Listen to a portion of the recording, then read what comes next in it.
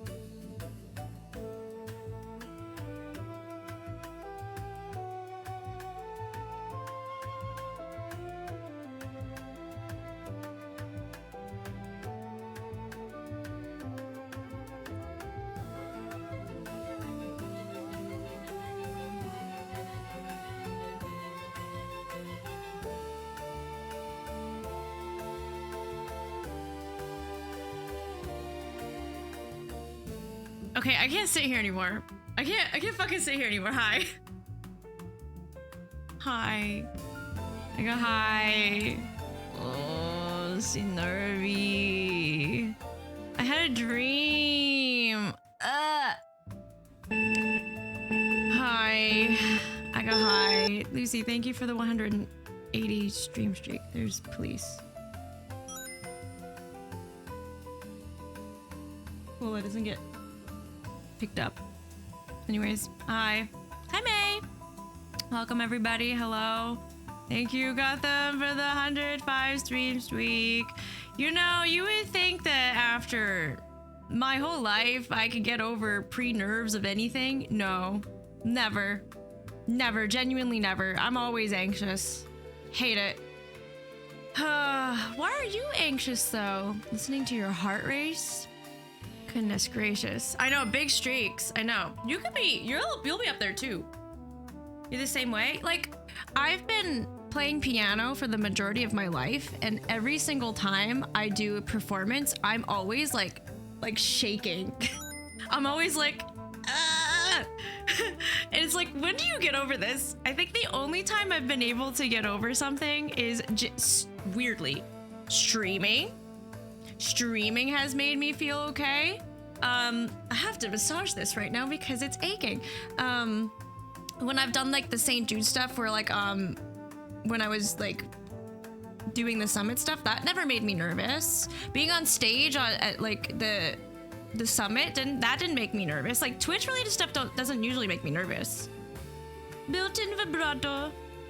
Gosh. Start streaming. Well, I mean, it genuinely made me more confident. But this is I've done one panel and that had a lot of it had a lot of prep to it. Like we had like a full-on like dress rehearsal in Discord going through everything. So that made me feel really prepared. And also I've done that in like corporate settings too. So like that, whenever there's like a dress rehearsal, I feel better. Oh my God. Hi. Hi. I'm nervous. I also feel like I thought when I signed up for this was gonna be a little bit more lax, and it's a little bit more formal than I thought, so I'm really nervous. Oh God. You're gonna see Kelly's corporate like professionalism. I'm just gonna be like, and you guys will know internally, my brain is like, it's that internally barking like thing. I'm at the beach, have fun. I'm doing okay, I'm just nervous. Corporate World Kelly was I mean, most of the time when I did presentations, I think, oh boy, I've only had to do like a standing like presentation, like this is slide 1, blah, blah, blah. I've only had to do like 2 times. And then every other like presentation I've done has been like during the pandemic. So you just get another monitor and you just write a whole script down, because that's how everyone thinks I'm doing it. They're like, oh wow, she's really put together. I'm like, no, bitch, I'm just reading off the monitor.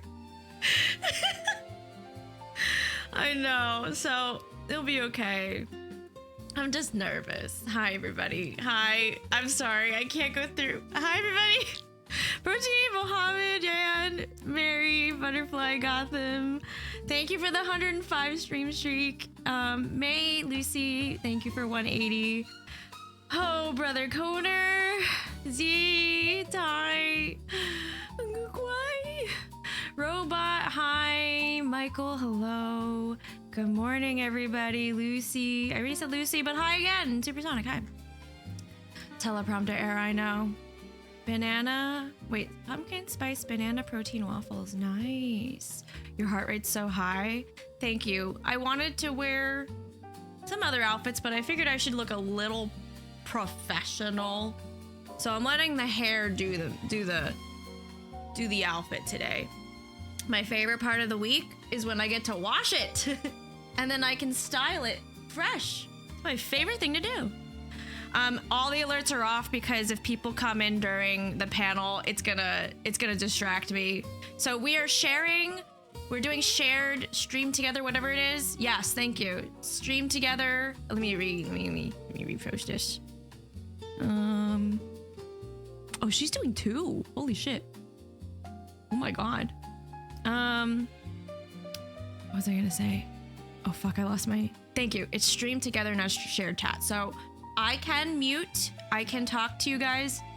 I don't expect it. I think I'm gonna be 100% focused on the panel, which it was gonna be 3 hours, now is 2 hours. So thankfully we got it shortened. And then this is where I want to ask your guys' opinion. I don't know whether to keep streaming or end and come back, because we are, to Jif's point, doing girls' night. The cosplay got pushed. I didn't update the schedule on that because Rainy's still having issues and she wants to get her, yeah, please do.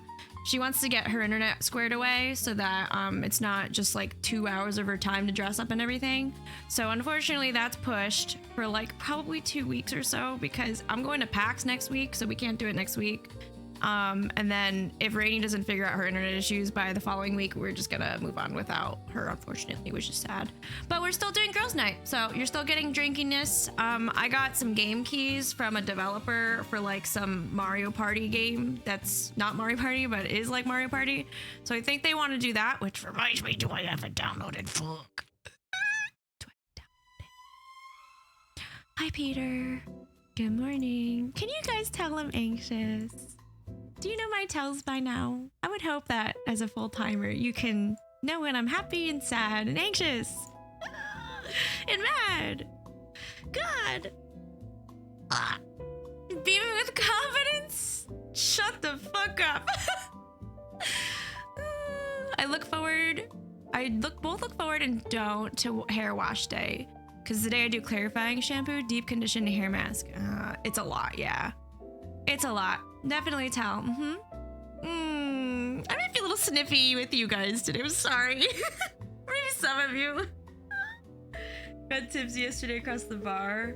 Oh, that sounds fun. I got tipsy last night too. I'm sorry. If you got a message from me, sorry. I was like, who can I message? Hello. I don't get to do that, you know? I never did that when I was in college. I didn't text anybody. It's fun now. But we played Repo.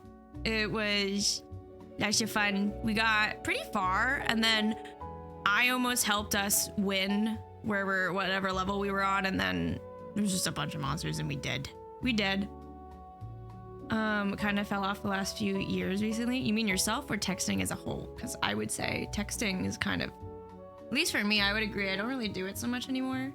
But I had a fun night. Somehow I'm alive.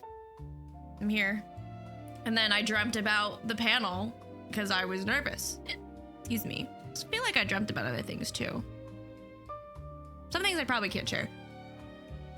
Remember driving in a car? Remember driving to my mom's house?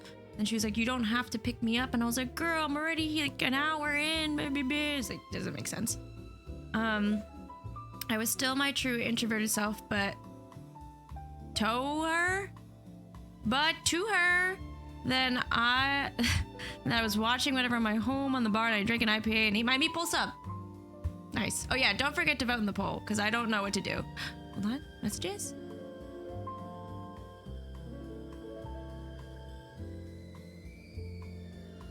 Okay. Sorry, I might have to periodically look at this because I want to make sure that I'm not missing anything. Hi, Jules! Jules, I'm so nervous. I had a dream about this. Hi, Roland. Good to see you.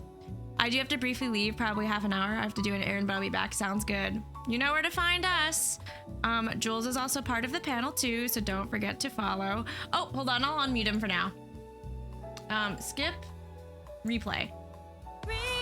Resubscribe. Resubscribe. It's gonna be such an informal. It was fun. 20 months old or womb. Oh, thank you, Katrina. Thank you so much. I appreciate it. Thank you for supporting me for 20 wonderful months. Thank you. Enjoy your emotes and ad-free viewing. But I'm excited. Yeah, you caused a stir last night, huh? On Twitter. Don't you love it? I've done that a couple times, you know? It's a lot, to be honest, but congrats on engagement. Yay. Hey, I liked your take, okay? Everyone else is wrong. But welcome. Good morning. Yeah, so please vote in the poll if you guys want. I don't know whether to end stream, come back for girls' night. I do have a sponsor I could do in between. Like if it ends at 3 p.m. my time, I have like 5 hours to kill. I don't mind doing a longer stream. It's just like, I don't know what we want to do, you know? I'm gonna feel really fatigued at some point, probably when we get to the drinking night with the girls, or maybe I won't. Maybe I won't because we're gonna have happy juice. I don't know. I stand 10 toes down for some chillin'. We do Jackbox. I wish that someone said that before I streamed because now I'm on my VPN. No! I'm on my VPN. Unless somebody else hosts Jackbox. Sorry. We could do a community night. I don't know. I just don't want to be tired by the time that we get to the girls. I've never ended a stream and come back, but I'm not shy of, like, I'm not against the idea of like doing a long stream. It's just I don't want to be tired, you know? Wow, a lot of you guys say stop and come back. You guys are, you know what I think, Barrett, is because we have cultivated a very healthy Havoc community. We've never been the type to be like, let's stream 16 hours. Gosh. Hi, Puno Mars. Good to see you. It's been a while. Good to see you. Good morning. Anyways, let's distract me. How are you guys doing? What are you up to? You tired? You have any breakfast? What are your plans for today? Yeah, get some rest. I probably will record if I don't feel that tired, because I have PAX next week, so I have to start planning ahead of the YouTube videos, and the timing is kind of fortunate and unfortunate. It's a new game, but because of that, I don't know like the ins and outs of like how to record, because yesterday when I sat down to record, I had so many issues that I'm like, I don't know if this is me. I don't know why I can't control I couldn't get my controller working. So we'll see. Just woke up, nice. You almost maxed out on the Fall Guys Fame Pass? Wait, I didn't know you played Fall Guys. Wait a minute, what if we played Fall Guys? 8:40, getting some simple carbs in, nice. Enjoy volleyball. Working on the base sketch for this screen. I can't wait, guys. Mary's making a new starting soon screen. I'm very excited. She did this one. And believe it or not, this is 2 years old. And I haven't really been doing much dancing. I would say we're definitely more variety nowadays. So it's like, today I'm gonna announce myself as a variety streamer, I think. Cause when was the last time I danced? Like a week ago? Mm-hmm. She sent me like a very base sketch and I'm very excited. It looks beautiful. You've captured the vision like so well. Oh gosh. But yeah, I guess I'm gonna stop and come back. That's so wild. I've never done that. So if we stop at 3, what? I come back at like 6 or 7 or something? Damn, I've never done that in my life. Good morning, Boston. Good to see you. I'm so excited to see your art too. Oh my gosh. Also, Tony's new Twitter profile is me. The tortilla photo. I feel like now I want to make the tortilla like an emote here. Gosh. I like on my profile picture is a bear sitting a coffee seat like on a LinkedIn photo. Compact, hello. I messaged Compact last night. See, I messaged my friends last night. Because I didn't want to make it weird for anybody. Look at that tortilla. Good morning. It's early for you. You don't work weekends, right, Compact? I don't know your work schedule. I don't fucking know. Ooh, I can't curse today. Can't curse. That's fine. Get your raffles in. I think the raffle sound, I'm just gonna keep that on because it's not that distracting for me, and then everything else will be muted, so I'm gonna mute. Sonic Bro Team, I won a Fortnite. Nice! It makes me so happy seeing you guys like play games. It's like a real community. It's so cute. I saw you guys playing and I'm like, I was gonna join and say hi, but at that point I was like, I was very woozy. Like, wee! Oh, I love being tipsy. Also, that will stay on. I will allow you guys to have it stay on. Also, if you want to know the, yeah, as a vibe. Gonna look like this. Oh, I gotta move chat. Fuck. I saw them as I crawl into bed. Look, we won't talk about that. We won't talk about that. Might be embarrassed about yours. Streamer too close, go away. Hi, Pada. Shoot. I think I might have to turn off. I might have to turn you guys off. That's a bummer. Pre-hi. Hi, Paulo. Yeah. Okay, I might turn you guys off. Bummer. Yeah, so it's gonna be basically the people that we're doing the panel with are gonna be to the right, and then unless honestly I could crop me. Oh, wrong way. How do I do this? Why does this happen? Never mind. I think when you put yourself in a folder, it doesn't work. Why do you do this, SpongeBob? Why? I don't want to be this big. It's like I'm the center of attention. I hate it. Crop the crap out of you. Love Dove, hello.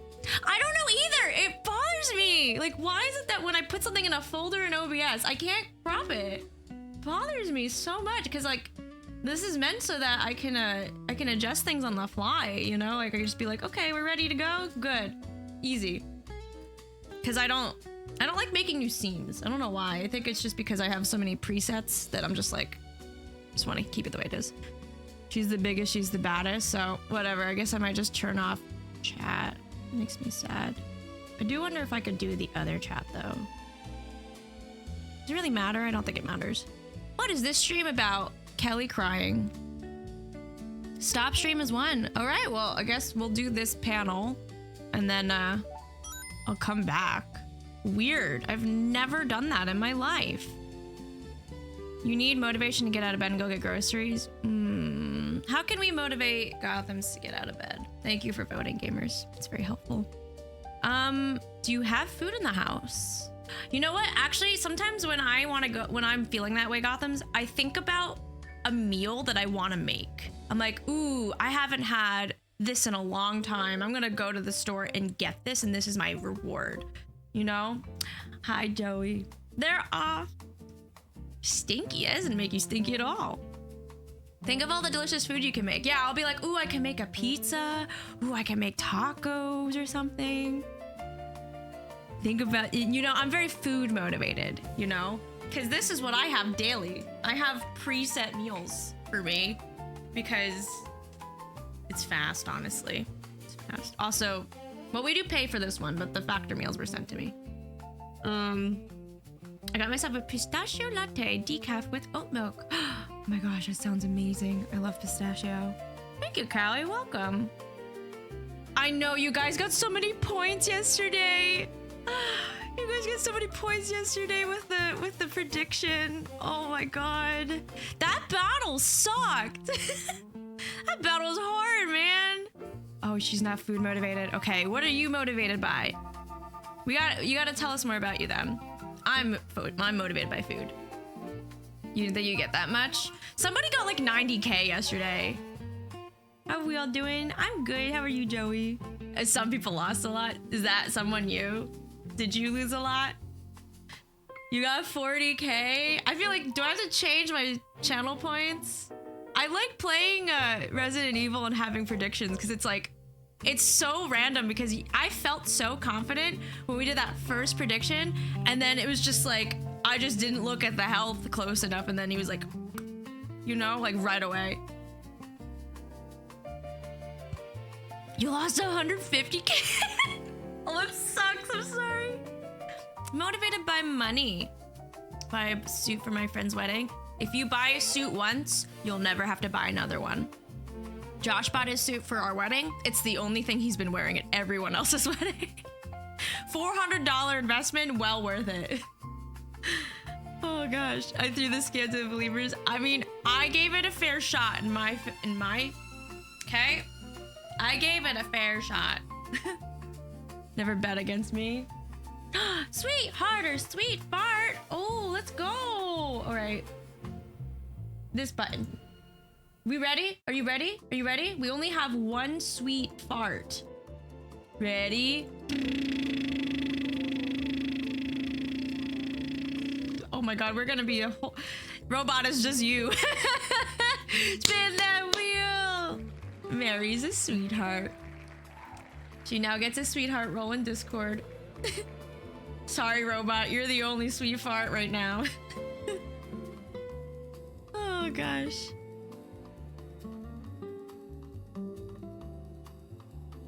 I want to allow it because I want everyone to see it.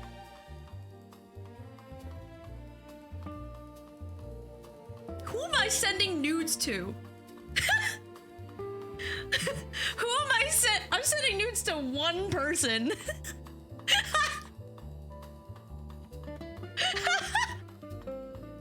Who am I sending them to? I think I've literally for like one person in my life I sent a spicy photo to that wasn't Josh. And that was like when I was 18. What kind of nudes? Message deleted fast. Can I get some pho? It's always when you look away. You just gotta keep looking at the chat.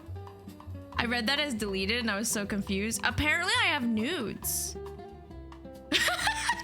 Who am I sending nudes to? Who am I sending nudes to? I wanted them to see it. So I've definitely sent you nudes. For sure. Remember when we used to Snapchat each other? Wait, guys, I have a funny story. There was one time... There's one time where I sent a nude to Josh, but I didn't send it to him. It was not to him. It was to a girl from my school, from my college. And the angle is great. It was like a booty photo. So I like bombarded her DMs. I was like, I am so sorry. Please don't open this. I meant to send this to the person I'm dating. Please don't look at it. Those are the days. Snapchat. I don't have a Snapchat anymore, but that was the only oopsies I've done. Been there. Oh no. Did she look? Honestly, I don't know. It'd be okay if she did, but like still, like it wasn't meant for her. I don't have a Snapchat anymore. Bombarded. Gosh. Who am I dating? Nobody. I'm not dating anybody. I like it when people come in, they're like, do you have a boyfriend? I'm like, no. Pin it. No, don't pin it, please. I'm not dating you. We're not dating anymore. I totally expect. No, she was with somebody else at the time. She's with somebody else at the time. I didn't stop dating. Is it dating me if we're married? If you go on dates, you're dating him? Really? You know what? I guess in my head, I think dating is something else. Dating is like you're choosing to exclusive. Well, I guess that with my definition, it's. Yeah. All right, fine. We're exclusively seeing each other for the intention of seeing if we can make this a relationship. The dating I'm going, yes, going on dates, yeah. Dating is not courting. Wait, what is courting? I know that's like an old term. Intentional, often traditional process of pursuing romantic relation with. Well, you have to actually, when I was dating Josh, I would say it was courting. Because I remember when we first started dating, I was like, look, I am tired of the game. I am tired of wasting my time on people when they have no intentions of being with me long term. This was said to with 4 months in of our relationship. I was like, I am not gonna be with you unless you intend to see if we can get married. And he was the same way. So in a way, we were courting each other. It made my life so much easier. I would highly recommend it because I am so tired of I was so sick of the dating game. I don't understand how people do it and just get their heart broken over and over again. It's like, I don't want to waste my time. I don't want to waste my time. This was said before we were dating, yeah. No, we were dating for 4 months, right? This is when you were like, oh, I might go to school for being a teacher. And I was like, no, are we gonna break up? And you were like, no, I want to marry you. And I'm like, it's like a status. Dating is different than married, yeah. I know. I really wish more people were like that. I mean, obviously some people like dating in the sense of they like to be with different people and I don't know, sorry, the flirting or whatever. But for me, I know I just want to be loved. I just want to love and be loved. And I don't want to have my heart broken. And I don't want to waste my time. And I just want to, it's just simple, you know? Thank you, Katrina. We talked about life goals before we were dating. I told you my intention of dating was to find. Yeah, that is true. Okay, then it's been a long time that I forgot. I'm sorry. No, Josh is a fantastic teacher. I genuinely think I went from sheltered to open-minded because I met him. I remember when I went to college, I was really shy and I'm still naive, but I was more naive then, but I didn't ask questions. And then I went home for a break once and I saw my childhood friend and she was like, you asked so many questions. I'm like, yeah, I met somebody. He just taught me to ask questions, I just was raised by I got shamed for questioning things. How do you not know this type of attitude? So he was the first person that was very patient with me and I just ask a lot. Also, he's really fucking smart. He's really smart. I mean, you guys don't see the side of Josh that I do, but he's very smart. LOL, yeah. It sucks that people are like that with you, they just don't have patience and they're just how do you not know this? And then it's it just crushes you and then you're like, I guess I'm just not gonna ask questions anymore. Hi, Gold. What's the square root of lobster? I get the same feeling of heartbreak when one of my friends stops talking to me, so I can only imagine. Yeah. He's literate. I know. I don't wish heartbreak on anybody. It is really sad. Dumb people say don't ask them questions. Other people say they're only dumb answers. There are no stupid questions, and ever since You know, I've met people that support me being open-minded and questioning things. I want to encourage the same thing. I don't want people to feel embarrassed because, I don't know, life's hard already. Gosh. That is probably the best way to describe him, hey. Probably the best way. You're also new? Hi, Gold.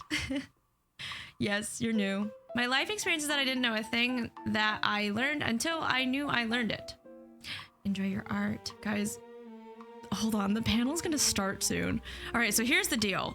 The panel's starting at 1:10. So it's scheduled to start in 6 minutes, but it's plus 10 minutes because the person who's moderating it is on another panel. So we have some time, but now I'm looking at the time and it's getting closer. Whew, Ray, thank you for the 20 stream streak. There are no that is a good boss. You should hold on to that as long as you can. As long as you feel like they support you, because not a lot of people are like that. I'm so nervous. Wait, what is this?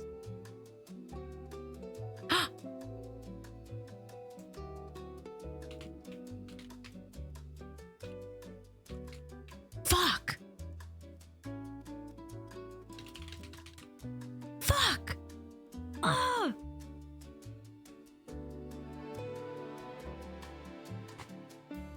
Hi, Chico. I'm very anxious. I also do recognize that I am an entertainer and I'm being extra. I think if you wanted like a genuine, authentic Kelly, I'd be like, I would just be here. I would just be sitting here and I would be like browsing everything possible. Oh no, I am an introvert. Everything good? No, it's a good fuck. Rainy's internet is fixed, but that kind of makes me wonder what's happening today. If we end up doing a cosplay thing today, I'm fucked because I need to have my hair straight. When I wanted to cosplay Tony, I wanted to keep it straight. No, it's a good fuck. Yeah, it's a really good fuck. Oh, I'm glad I have my boss. I'm just very not social person and not super passionate. Oh, I'm sorry. Well, not social's okay. I think we need to normalize. Not everyone has to be an extrovert. Not being passionate about the field you're in is kind of tough, though. A mixtrovert? I think they call that ambivert, actually. If you're curious of the official term. No, welcome in. A good fuck. I am, last time I took it, I was an IN something, but it was the advocate. So I actually didn't believe it until I recently took it. And I'm like, you know what? I think maybe that is a pretty accurate assessment of who I am. Void, thank you. Oh my gosh. I'm the same as you. You have to understand the version you see of me on my chat is, because I feel very comfortable with you guys. That's like you're seeing like the introverted person like open up type of thing. You're gonna probably notice the difference when I go into the panel. You're gonna see me be a little quiet. You're gonna see me, I'm just gonna fake it all, honestly. Thank you, Void. I appreciate it. I hope you've been enjoying the new Fortnite season. Thank you for coming over. Welcome, everybody.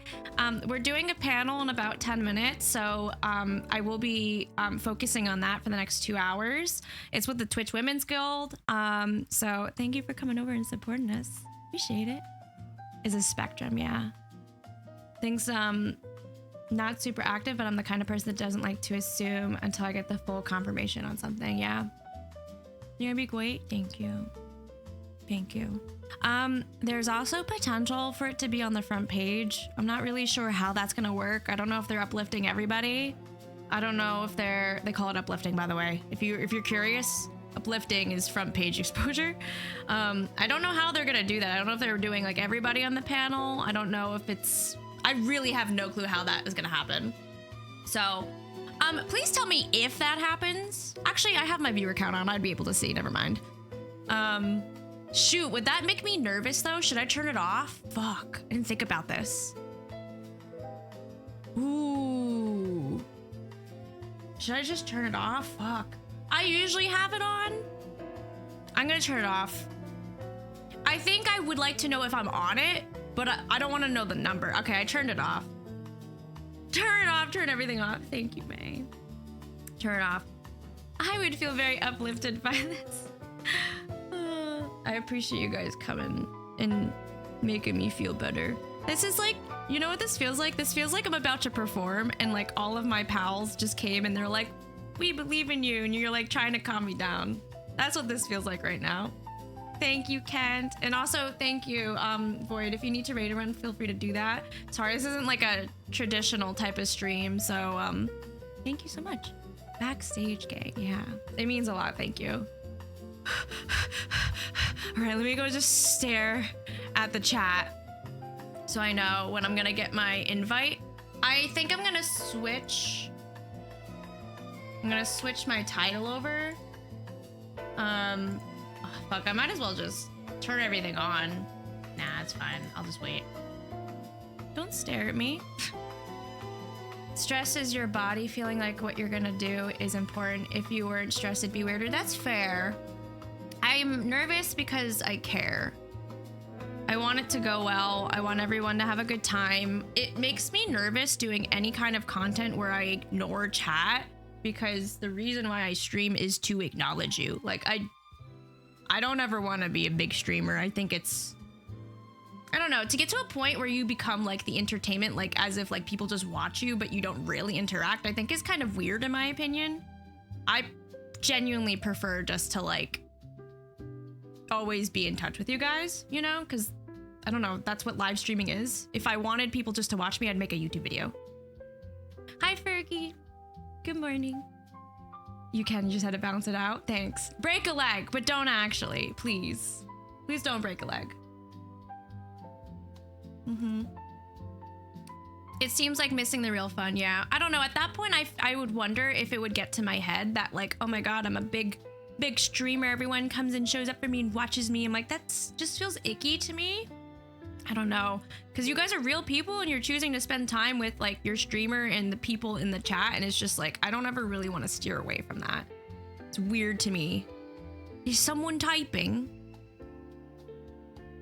Hold on, I need to get my notes out. I have notes. Oh my God. Let me move everything.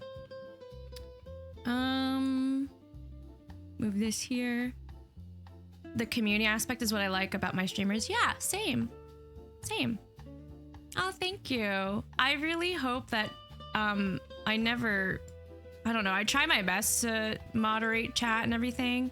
I do hope that it never becomes a place where like people are like, I can't be in your chat, and I'm like, sorry, try my best. But also on that note, I'm not gonna really be able to see chat or moderate it as much. So if like a mod is not around, feel free to do mod check or just like, you know what, politely call them out. You guys are all mods today, okay? If there's somebody weird, just like call them out. You'd be like, that's not nice or something like that. I mean, I'm looking at chat right now. Don't worry, I'm gonna be able to read chat. But like, if I'm in a scenario where like I can't, I'm just letting you know. I'm a mod. Everyone's a mod. Okay. I don't know which VC are we going into. Which one are we going in? Oh, okay. All right. I'm in the VC, but it's muted. Thank you. I appreciate it. Thank you. Oh man, you're not gonna have music either. You're just gonna have to listen. I hope that's okay. My dreams have come true. Being a mod? Honestly, I think being a mod is way more work than people give it. It's a thankless job. I mean, as a streamer, I will thank the mods, but I feel like it's often just like, I don't know. I don't think people realize how much work it goes into it. So we appreciate our mods. Thank you. Oh, good. Okay, good. Is a responsibility less chances to be a silly gun? Yeah, I don't like it when people mod like there's certain like, I would say characters in chat. It's like when you mod them, they can't be the character, you know? Mods are more of like they keep everything going, you know? They have to be, they're an extension of the streamer. So it's important that you What is this? What is this? Fine, keep it. Oh my gosh. Oh my gosh.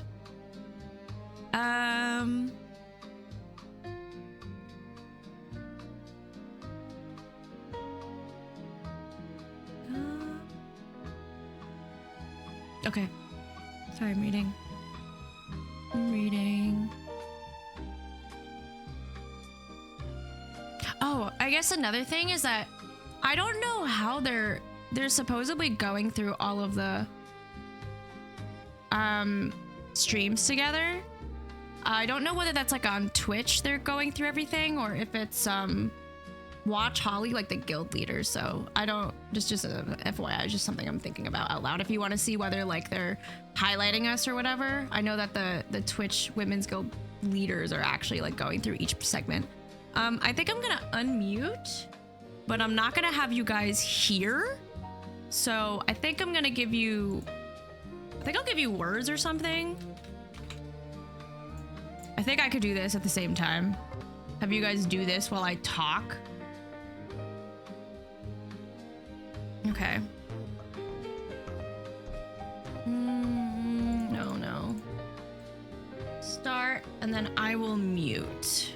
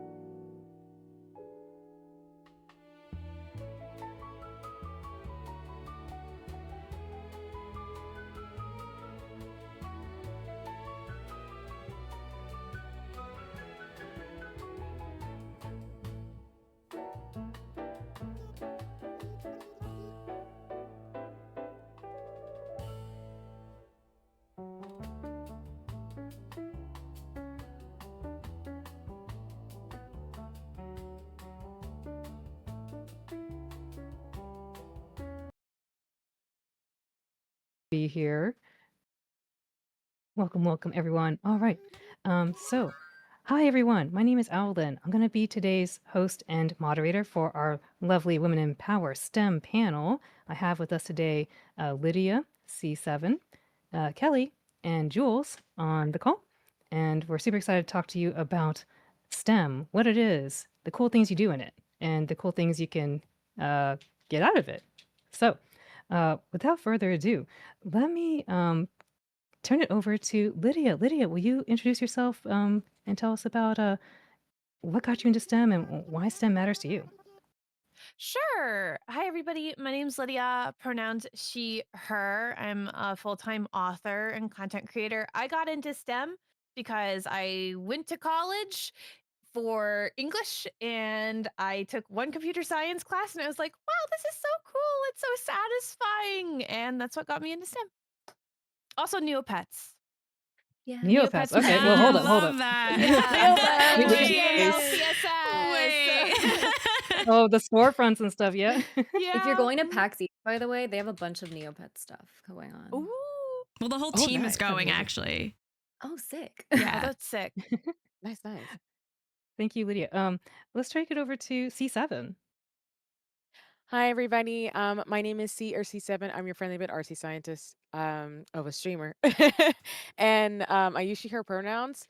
And how I got into STEM, honestly, was I think I got introduced because I was originally, like most people, going to become a doctor.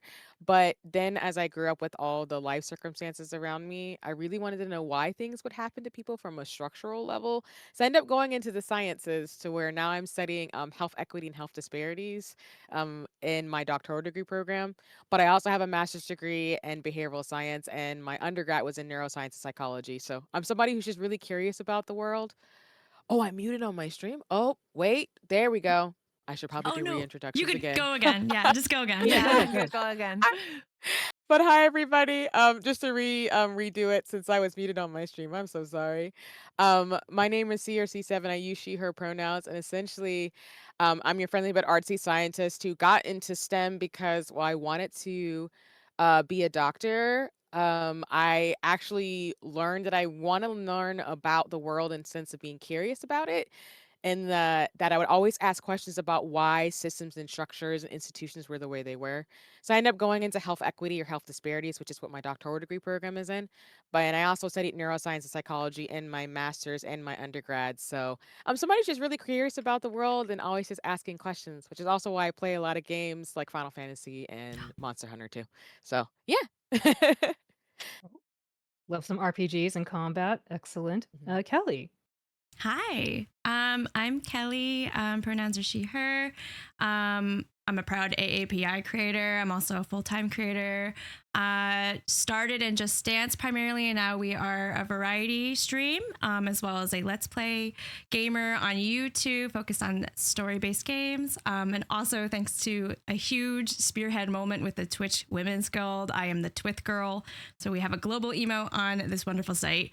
But in regards to STEM, I am a computer science major. I have always been interested in math and science. I've had a huge influence from my dad being an engineer, so I've always had like STEM in my, I would say, background.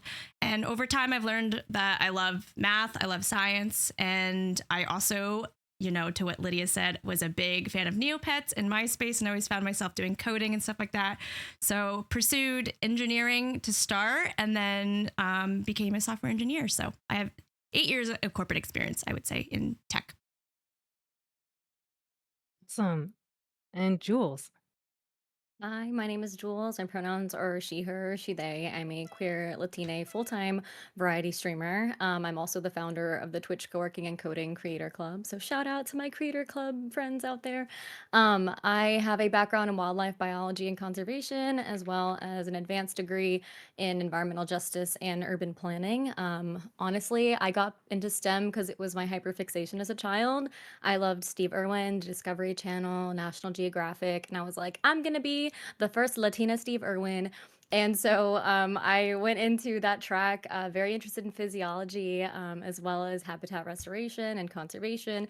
And we'll talk about it more later, but that kind of spiraled into, how important it is for people to also care about the issues that we are working on, because sometimes research needs a push and people and policy are that push as well. And so I've kind of have this interdisciplinary background now, which I think is really, really valuable. I've been able to work with academic, private, and federal agencies throughout my career. And now I do full time content, but we'll see. I'm kind of debating maybe going back, but I also like using my streams to be educational, but also fun. We don't always talk about education, but I do like to nerd out about like topography and Breath of the Wild and Pokemon being based on like real characters or real animals. I mean, real characters, real animals, and ecosystems. So yeah.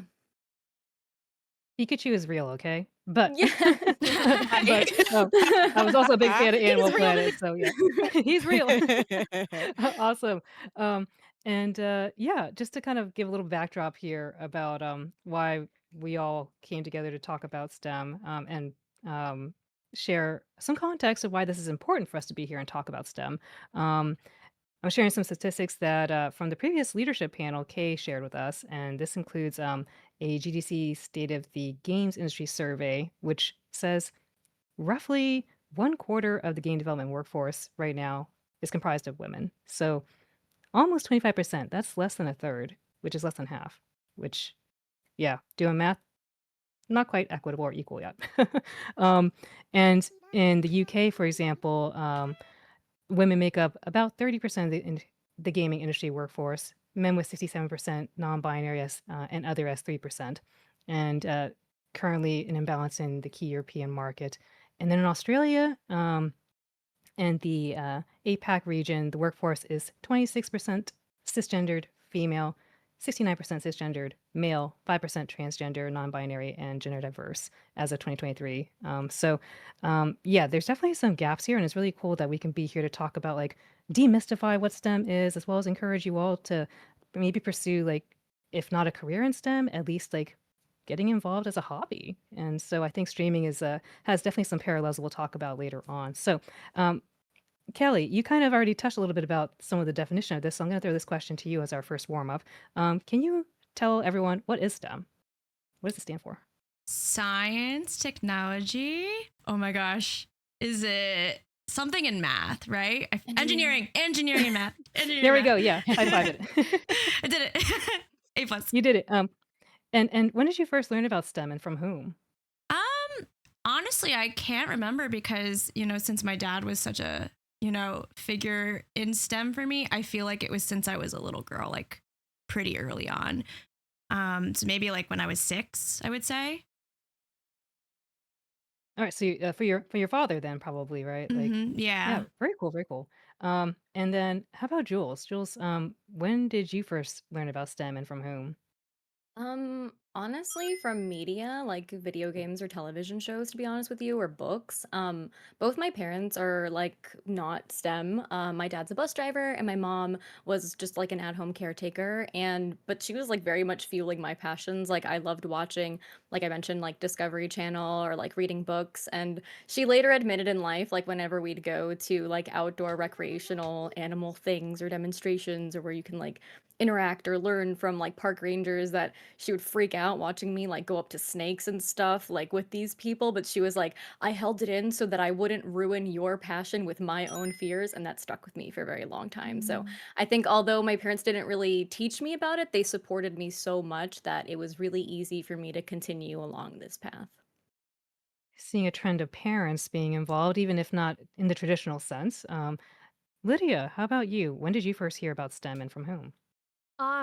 My situation is similar to Kelly. Both my mother and my father were ceramic engineers. And so it was kind of expected in the family. Our family wasn't a doctor family. Our family was an engineer family. So my brother's an engineer, my sister's a vet, and my parents were both engineers, and a lot of my extended family are all engineers. So it was kind of a little bit of a expectation, and I had those little science brain power flip ask the questions growing up. Do you guys know what I'm talking about? I I think No, feel so. like I've I seen one of don't these, but think I never Kids, had they them. used so. to Like, I give them think at Yeah. Sonic. I remember Burger King had something like that. There was like, not quite exactly like that, but like they had kids that were like, yeah, they're into science and stuff. So Yeah, yeah. It was basically like everywhere we went, we'd go on road trips because we're in the Midwest. So you never fly anywhere. You always drive everywhere. But we'd Mm. go on road trips and my father would always ask questions about, "Oh, why do you think that those machines are shaped that way? Give me your best guess." Oh my And god. he would lead me through the like process of trying to figure it out even if I didn't have a ton of knowledge, like trying to problem solve from my existing knowledge and that sort of stuff, which I think was really really cool and helped me a lot get into STEM. But sorry, I rambled. There we go. no, no, that was cool. I love hearing like more about the details. C7, tell us some more about you in terms of how did you first learn about STEM and from whom?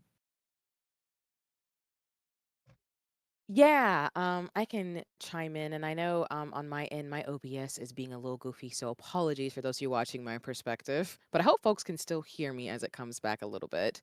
But similar to what folks are seeing here, I have a similar background.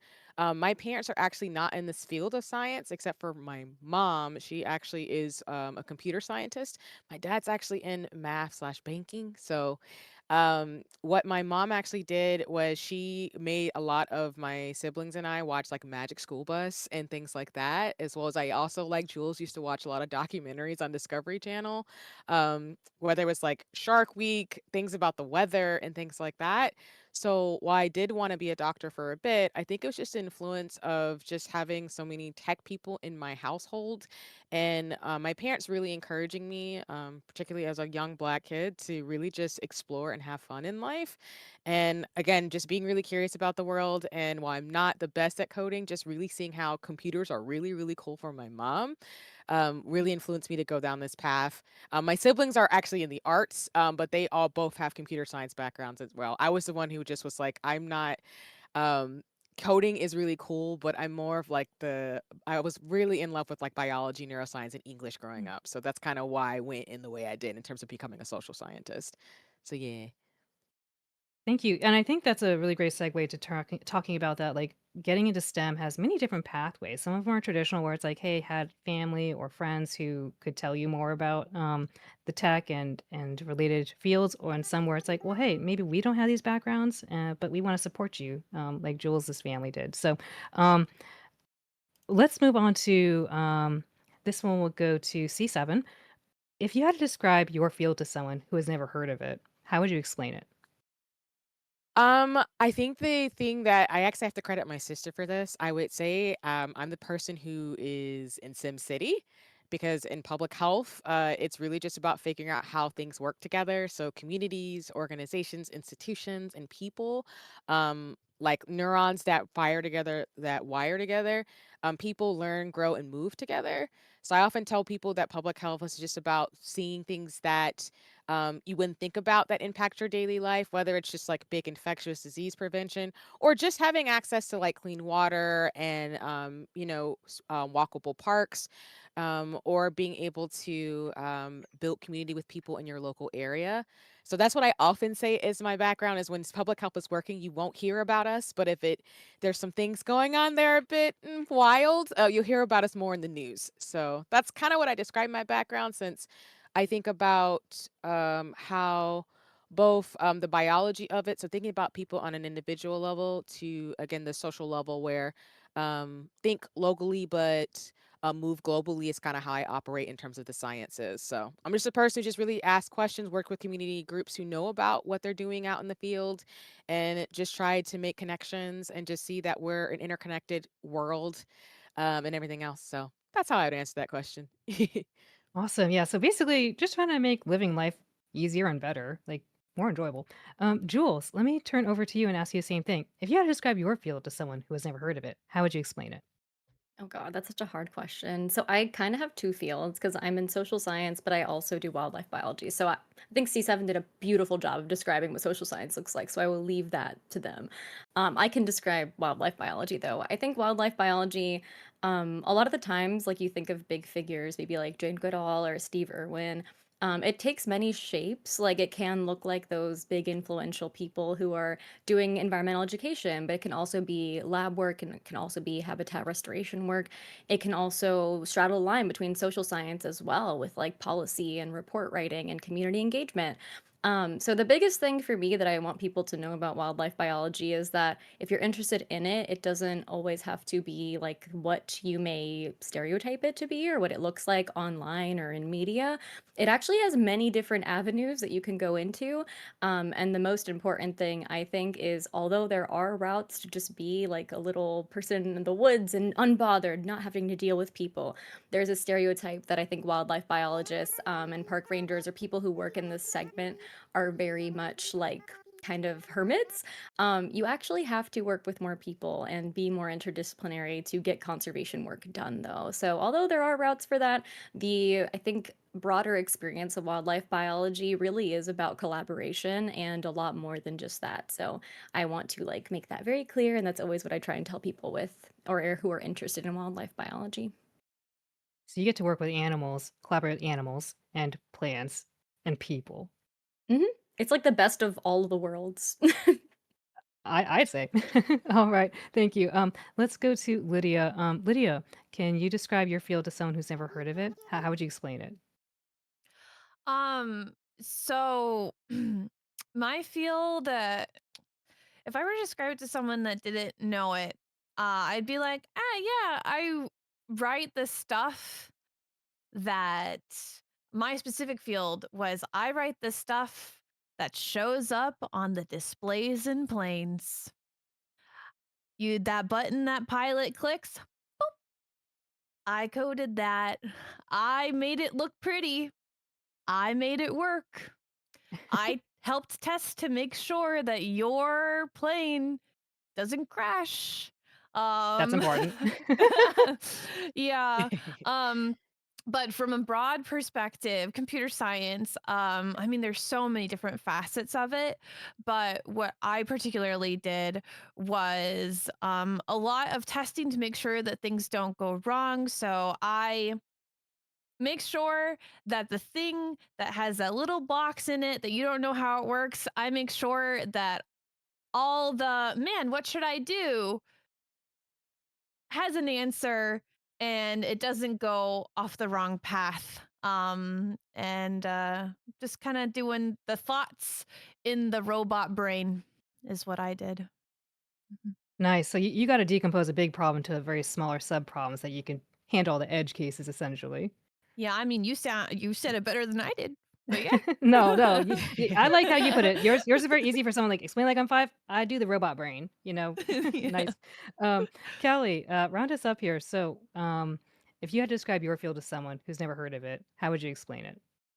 So, I don't disclose where I worked. But in terms of like specifically the industry, um, it's primarily engineering and software engineering. So I would say we're problem solvers. We ask questions because our goal is to figure out the problem that our customers had.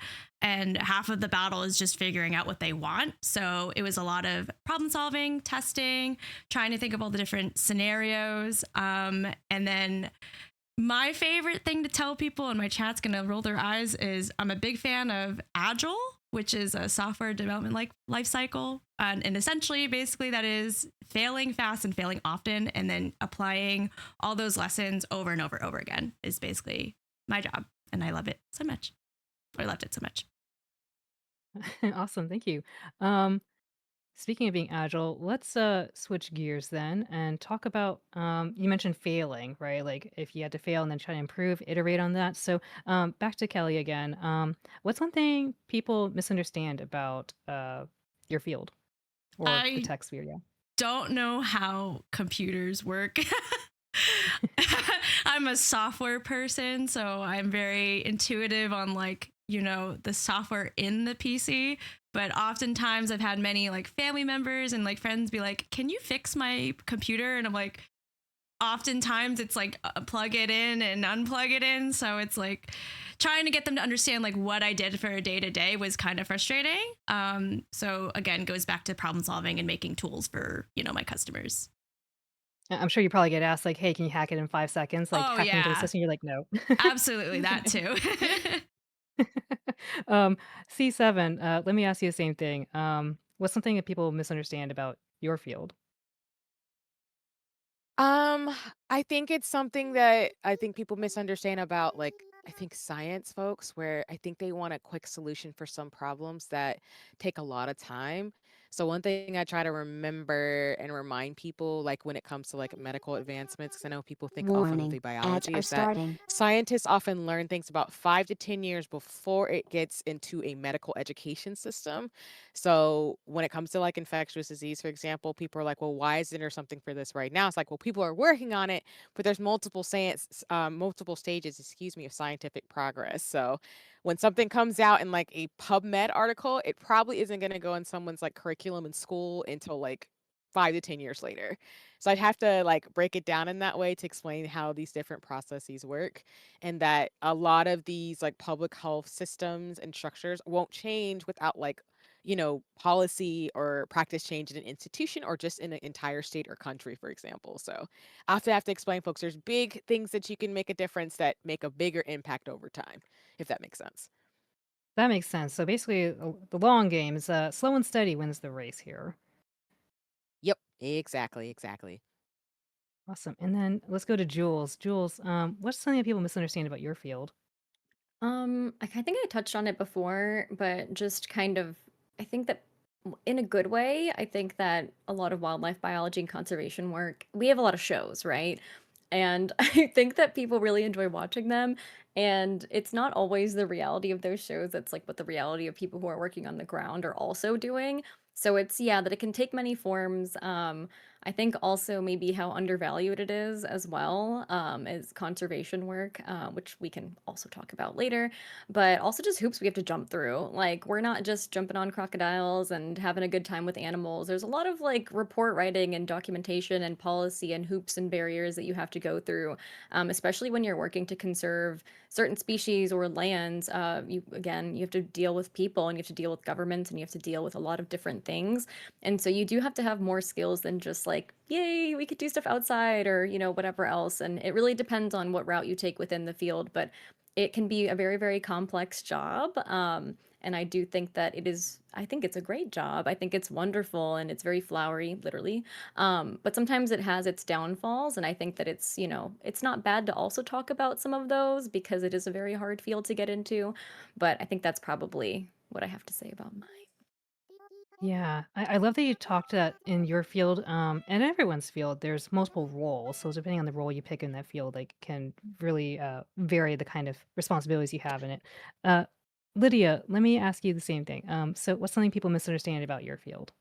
Well, to jump off of what you just said, I was going to talk about how there's lots of different languages in my field. And just because you studied or worked in avionics, for example, it doesn't mean that you can whip out a website in a few minutes.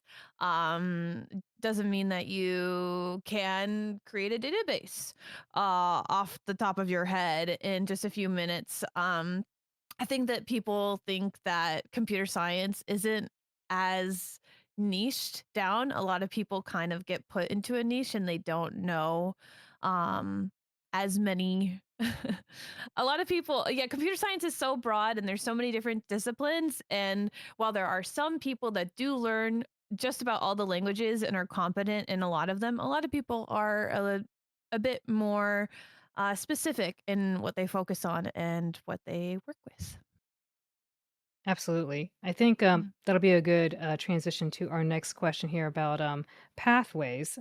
So, like as you mentioned, Lydia, there are definitely like broader umbrellas and sub uh, sub areas you can look into for computer science. Like, maybe you're, like you said, you do an airplane or you're doing something on health or whatever.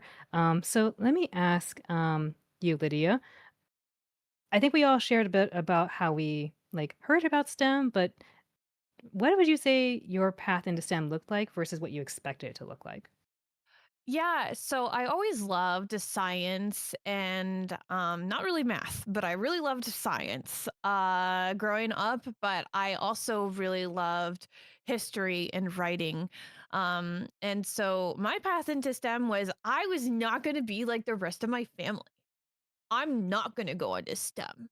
I'm going to be okay with being an artist. I'm going to be okay with being a writer, and going into school and being like, yeah, well, I want to learn a little bit of coding because who knows, maybe with my writing experience I'll be able to create a game. I want to take a little computer science class. And going to college and just falling in love with what Kelly talked about, the failing and then adjusting and failing and adjusting. It's like a roguelike, but it's a job. Um, that was kind of what my path looked like, was kind of accidentally falling into STEM. Um, and what I expected was to not go into STEM. That's I think that's very salient. Let me throw it to Kelly. So I think you have kind of a similar vein because you both are like computer science. So uh, did your path look like what you expected it to look like? Oh, no. I think, I'll throw in some.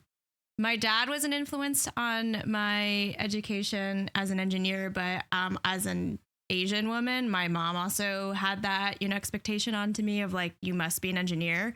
So it was never really quite defined like what that really meant. So I chose the first like engineering major there was that took me. And that ended up being like embedded engineering, like mechanical engineering. And I quickly learned I hated it. So that was my first attempt of going into like a STEM field. But from that experience, I took a programming class, and that's when I finally started feeling like, oh, there's like a spark here. I'm starting to actually like what I'm learning. And that kind of steered me towards computer science. And then kind of what Lydia said, there's more than one, field in computer science. Like in my head, I thought I had to be a software engineer. So I learned, in a project management, team, there's like QA testers, there's database, engineers, and there's, systems analysts. So I ended up learning that I really liked doing the project management side of things. So I actually started my very first corporate role as an analyst with a focus on like project management. So definitely not what I expected, but happy that I ended up learning a lot and picking something that I liked in the end. So you're crunching numbers and you get to understand and interpret the trends along those numbers. Actually, it's more so the customer relationship than actually producing like trends and stuff like that. I was more interested in the relationship building of like the different people in the team. Well, there you go. Me misunderstanding the field and being told more about it. So thank you. Jules, let's switch gears here. Do you feel like there was ever a moment where you almost didn't want to continue in your field? And if so, what kept you going? Um, sorry. This is very timely. So, I recently graduated with my Master's of Science, in EJ and Urban Planning as a social scientist.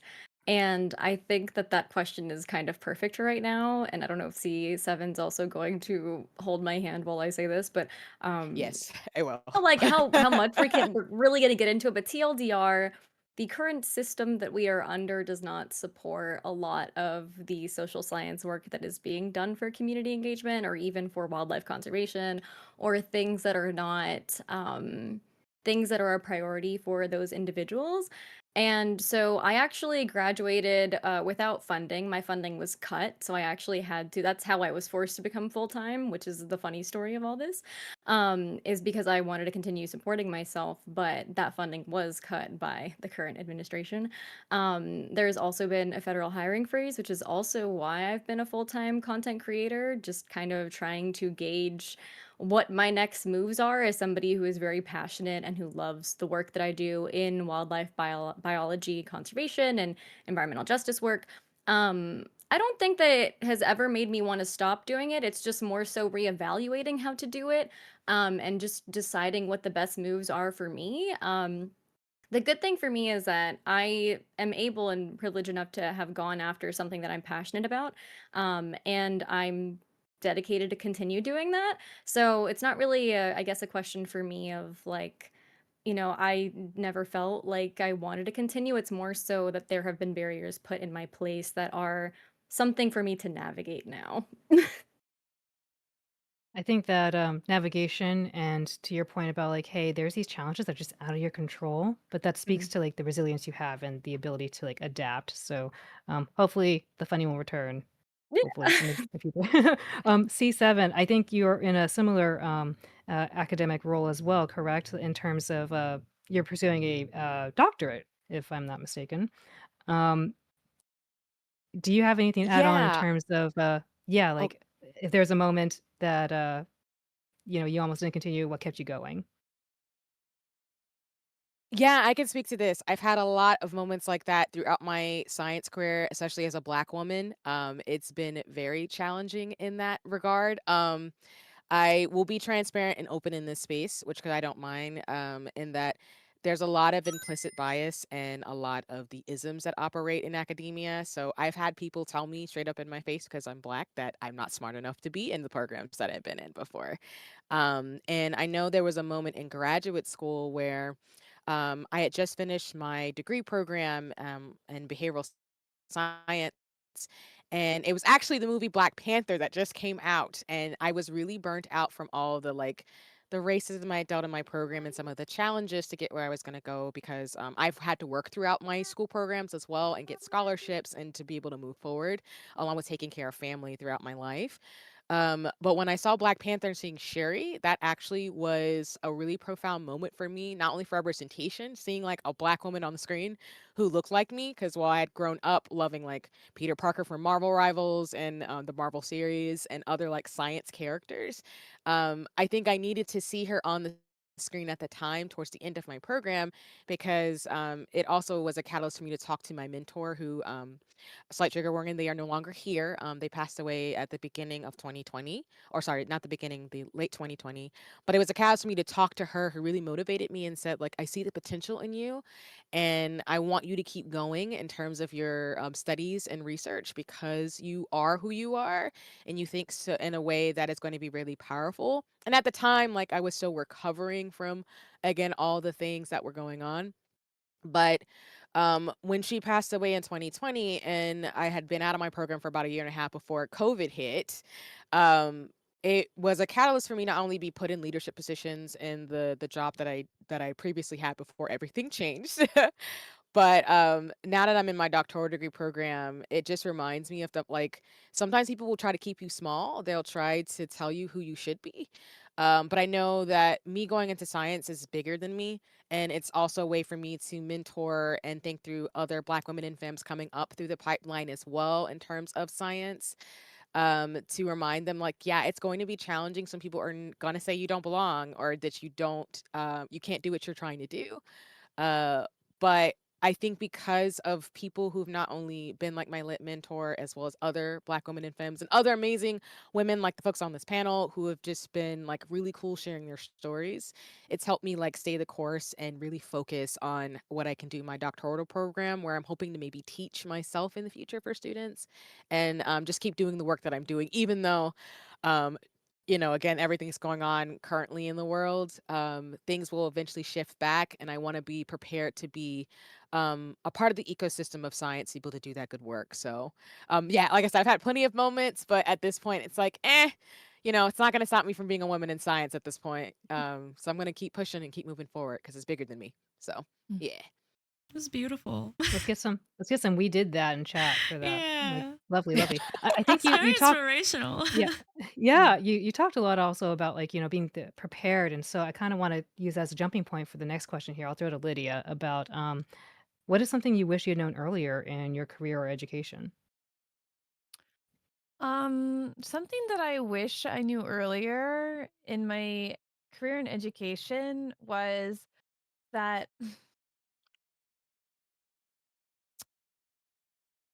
you don't have to, like, I worked myself so hard when I was in my career in corporate.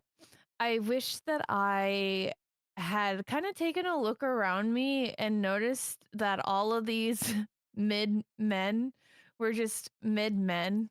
And I didn't really, like, I was outperforming them in every metric, but I still felt like I wasn't doing enough. I still felt like I had to prove myself. Um, and I'm sure that lots of women in femmes, and marginalized folks feel this way. And while maybe there is some truth to having to prove yourself, it is not going to help to burn yourself out by working yourself so hard and making yourself unwell. Um, because I ended up leaving the industry because I worked myself so hard. I had such a chip on my shoulder that I wanted to prove myself, and I worked myself so hard that I made myself super sick. Um so I wish that I had the confidence that I have now. Like, it's been several years since then. I wish that I had a woman mentor that could speak to me. In college, I had a woman, for my engineering, I had a woman advisor, and she tried to talk me out of going into the sciences and engineering, because she thought it would be too hard for me, which is mind-boggling. So I wish that I had uh someone better. So- Yeah, I someone some some woman in my life, um like my mother was a an engineer, but she was very unwell growing up, and so was not there to be there for me. And so I just, you know, hindsight 2020, I wish I had a cool woman to look up to that believed in me. Um, I did end up having some really awesome mentors when I was in the workplace who thought I did really awesome work. But there really weren't a lot of women in my field or in my major. So it was tough. But now I feel like it's a little bit better from what I've seen. So that's pretty awesome. take this pen, write this down. Lydia gave some good advice that's like you got to set boundaries and take care of Mhm. yourself, like take care of your health. So, and I definitely saw there was a visceral reaction among all of us here. Like, it's like, hey, yeah, being told like, you don't belong, or when you clearly have the capability to do it. Um, Mhm. I think Kelly, let's go to you. What's something you wish you knew earlier in your career education? I'm really happy you asked me to go next because I really resonated a lot with your statement, Lydia. Because unfortunately, my experience in my corporate professional life was not happy. Unfortunately, like in the start, I think when I was younger, everything was like new and everyone told me I could do it. And then as I kind of got further along and grew, I started to see the cracks, and unfortunately, and maybe trigger warning, I did experience harassment. So I had a male leader not give me opportunities. He also made fun of me in meetings, and it was kind of like in the thick of the pandemic. So it was a very challenging time for me. But going to the question, which is what I wish I learned earlier, is that I similarly to what Lydia said, I really did wish that I had a woman mentor as well. All of my engineering, education, like that whole career was all men. I was the only woman in my class. I was the only woman that graduated from that class.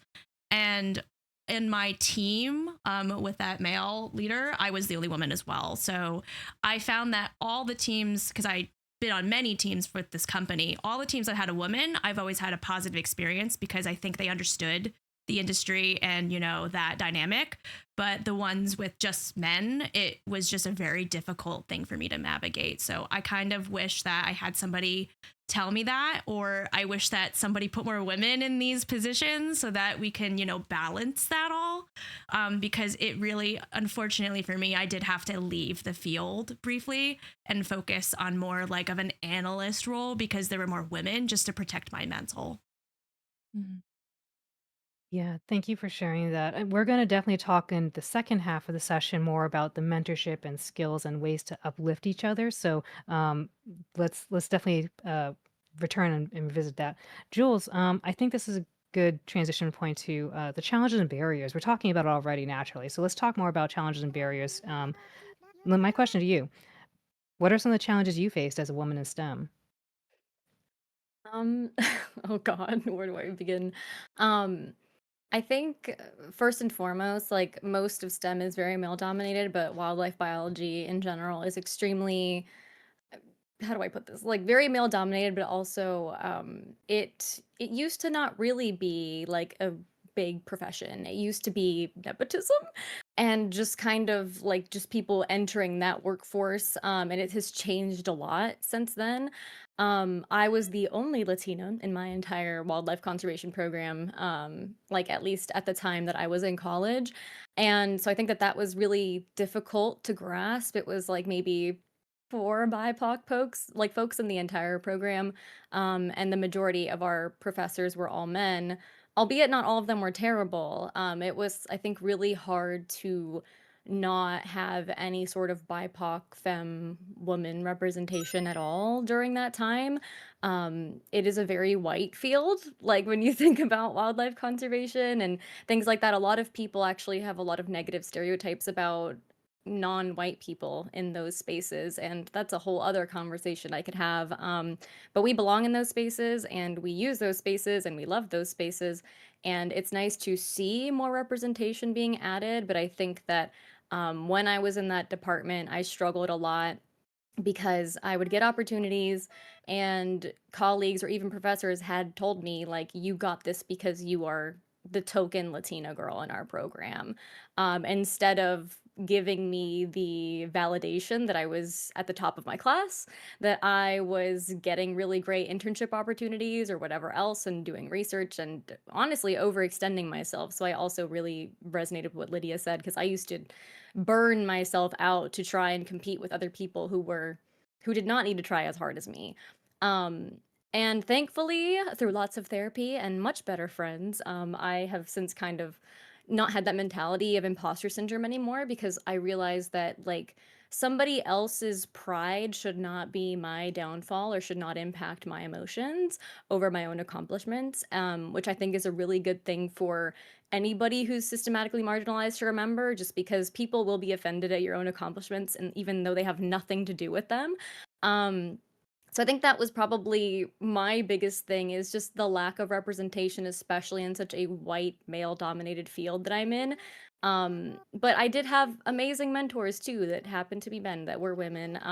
But unfortunately, I didn't get any BIPOC representation in my field outside until I was outside of academia, at least in my bachelor's. I did have more of it in my master's program, but it was very, very difficult to try and explain what I was feeling to people who just could not understand where I was coming from. But I think that's like why I'm very much pro finding your community and just ignoring people who do try and take away from all of the work that you do. So I think it sucks that like sometimes we have to build a thick skin for that, but I think that it's also nice to just have the right people in your circles rather than allowing snakes in the grass, if that makes sense. Mhm. Absolutely makes sense, and I think that's why we're so lucky and fortunate to have, this panel today because, like, here we are, like, we're all nodding our heads, we're, like, grimacing at the same, like, shared, like, pain points, and so I think that, to your point, like, you gotta know who you can trust on the things you're hearing, and then also, like, don't get bogged down because someone said no. Like, you had the proactive ability to go up and say, "No, actually, no to your no, I'm gonna go do something else," right? Yeah. So you also brought up imposter syndrome. So can you for anyone who hasn't heard this, can you share that really quick what that means? Okay, so I so this is I learned this a really, really long time ago. So first off, imposter syndrome was actually created by white people to make BIPOC people feel bad. I don't know if you guys know that. There's like a long history with imposter syndrome.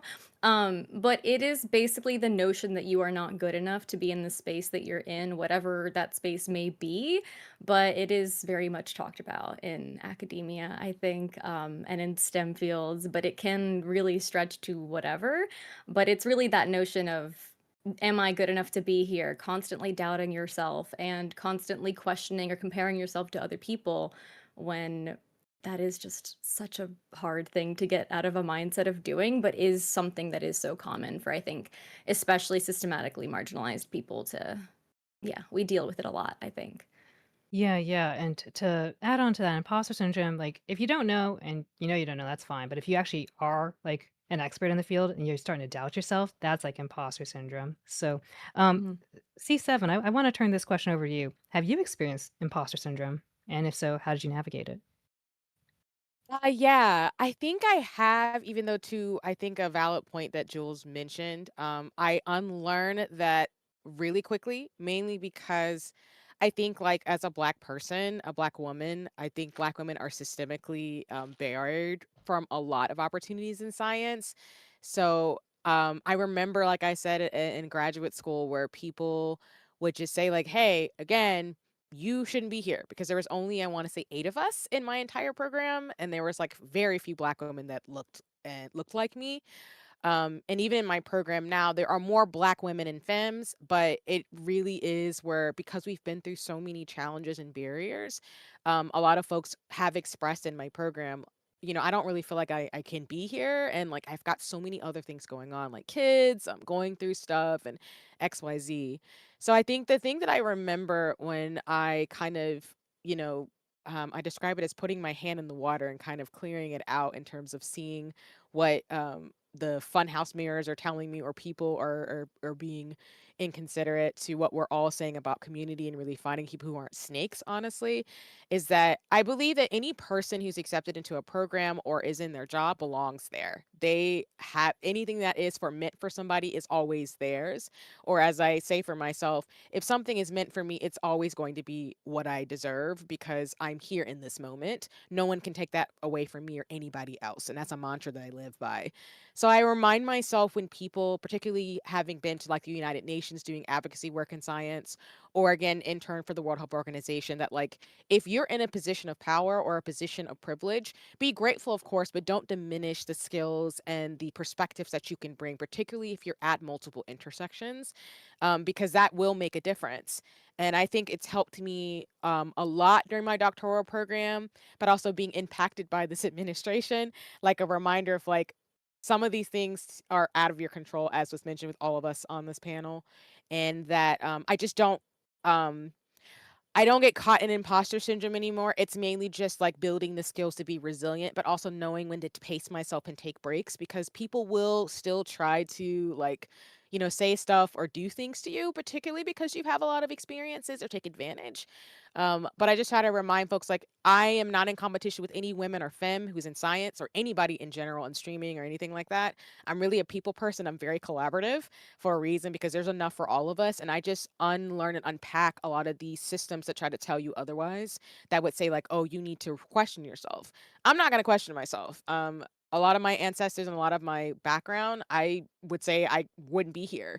So I don't take lightly that. And I really just say, like, I'm supposed to be here for a reason. So I'm going to champion that. And if I see other women and femmes in a space, I'm going to be like, sis, you belong here. And I don't want anybody to tell you that you don't belong in this space or in this room, because you bring a perspective that maybe I don't even have, that's going to be really helpful to make this project or this research a lot better than it could be, along with just, having to remind some people, because I have had to deal with people who are not women and femmes, specifically men in science, who are like, I don't know if women should be in this space. And I'm like, well, maybe you should unlearn that and unpack that. And I've had to do that in leadership positions as well. I'm being completely transparent in this space. So I just try to encourage that, because I just want people to get at that out of their vocabulary, to what Jules just mentioned of, I don't think it's imposter syndrome. I think you've been around too many people who've just dimmed your lights, sis, and I need you to, like, fire it up and, like, be in this space a little bit more. Hope that answers the question, but No, yeah. that absolutely did, and I think, you brought me right to my next question, which, I'll throw to, Kelly here, which is, talking about, like, don't let your light get dimmed. So, can you share a time you had to advocate for yourself? Oh yeah. Oh gosh, this is a perfect question. First of all, round of applause for C7. That was beautifully said. Mhm. Um, Thank you. yeah, so kind of going back to my unfortunate harassment case where I was put on a team with a guy who just didn't give me work, and he would say inappropriate comments to me verbally and through text. So I had to put my foot down eventually because no one deserves to be talked to like that, especially in a professional setting, especially when there's, policies that protect, their employees. I had to advocate for myself and I had to bring it up with management and HR. And this is what really sucks. I hate to even share this out loud, but I was recommended to leave the team for an action that wasn't, I didn't do this just for simply existing on the team. I was asked to leave the team and I put my foot down and I said, no, this is not my fault. I have been on this team for X time. I am a senior. I deserve to be here. And if anything, I'm going to ask to move to this specific team because I believe I would be better placed here. There is a woman who I work very well with, and you're going to make this happen for me. And thankfully they did do that, but it was pretty appalling that I had to tell them like, no, that why am I being punished for someone else's inappropriate actions here? So, yeah, it's Yeah. not a fun memory, but I am very proud that I did that. And honestly, I developed a bit of a backbone in my confidence when I started streaming, believe it or not. Streaming actually helped me develop the confidence in advocating for myself just through like modding yourself and, setting boundaries. So I'm very, very grateful for streaming. I'm so sorry to hear about the experience, Kelly, but I'm glad that you were able to get yourself by advocating yourself out of that. I'm pretty sure that's called textbook like retaliation too. So good on you to be like, hey, no. So, Know your um, rights, know your yeah. policies. um, we are approaching our halfway mark, so I do want to uh, get us transitioned over to the I guess more positive side of things. So right now we've been talking a lot about the challenges, and not that they're necessarily negative, but they are like these are the realities that we live in this field. But that doesn't mean that you should be scared away from these fields. And so in our second half of the stream, we will be talking more about like the growth and skills and ways you can like use advice and practical tips from the panel here. But before we get there, let me ask Lydia here with a few questions. I'll ask the panel a few questions here before we go to our break time. Lydia, what do you think is something people don't talk enough about when it comes to women in STEM? Oh, that's a big question. Um, so something I don't think people talk enough about when it comes to women in STEM is, I mean, we've touched on a lot of the things. I think there's especially the interdisciplinary portion of it, like, especially as a white woman, I think that there's a lot of talk about, not enough, but a lot of talk about, opportunities, uh, visibility. There's a lot of talk about what white women have accomplished throughout history and how we're not given the praise that we should be given.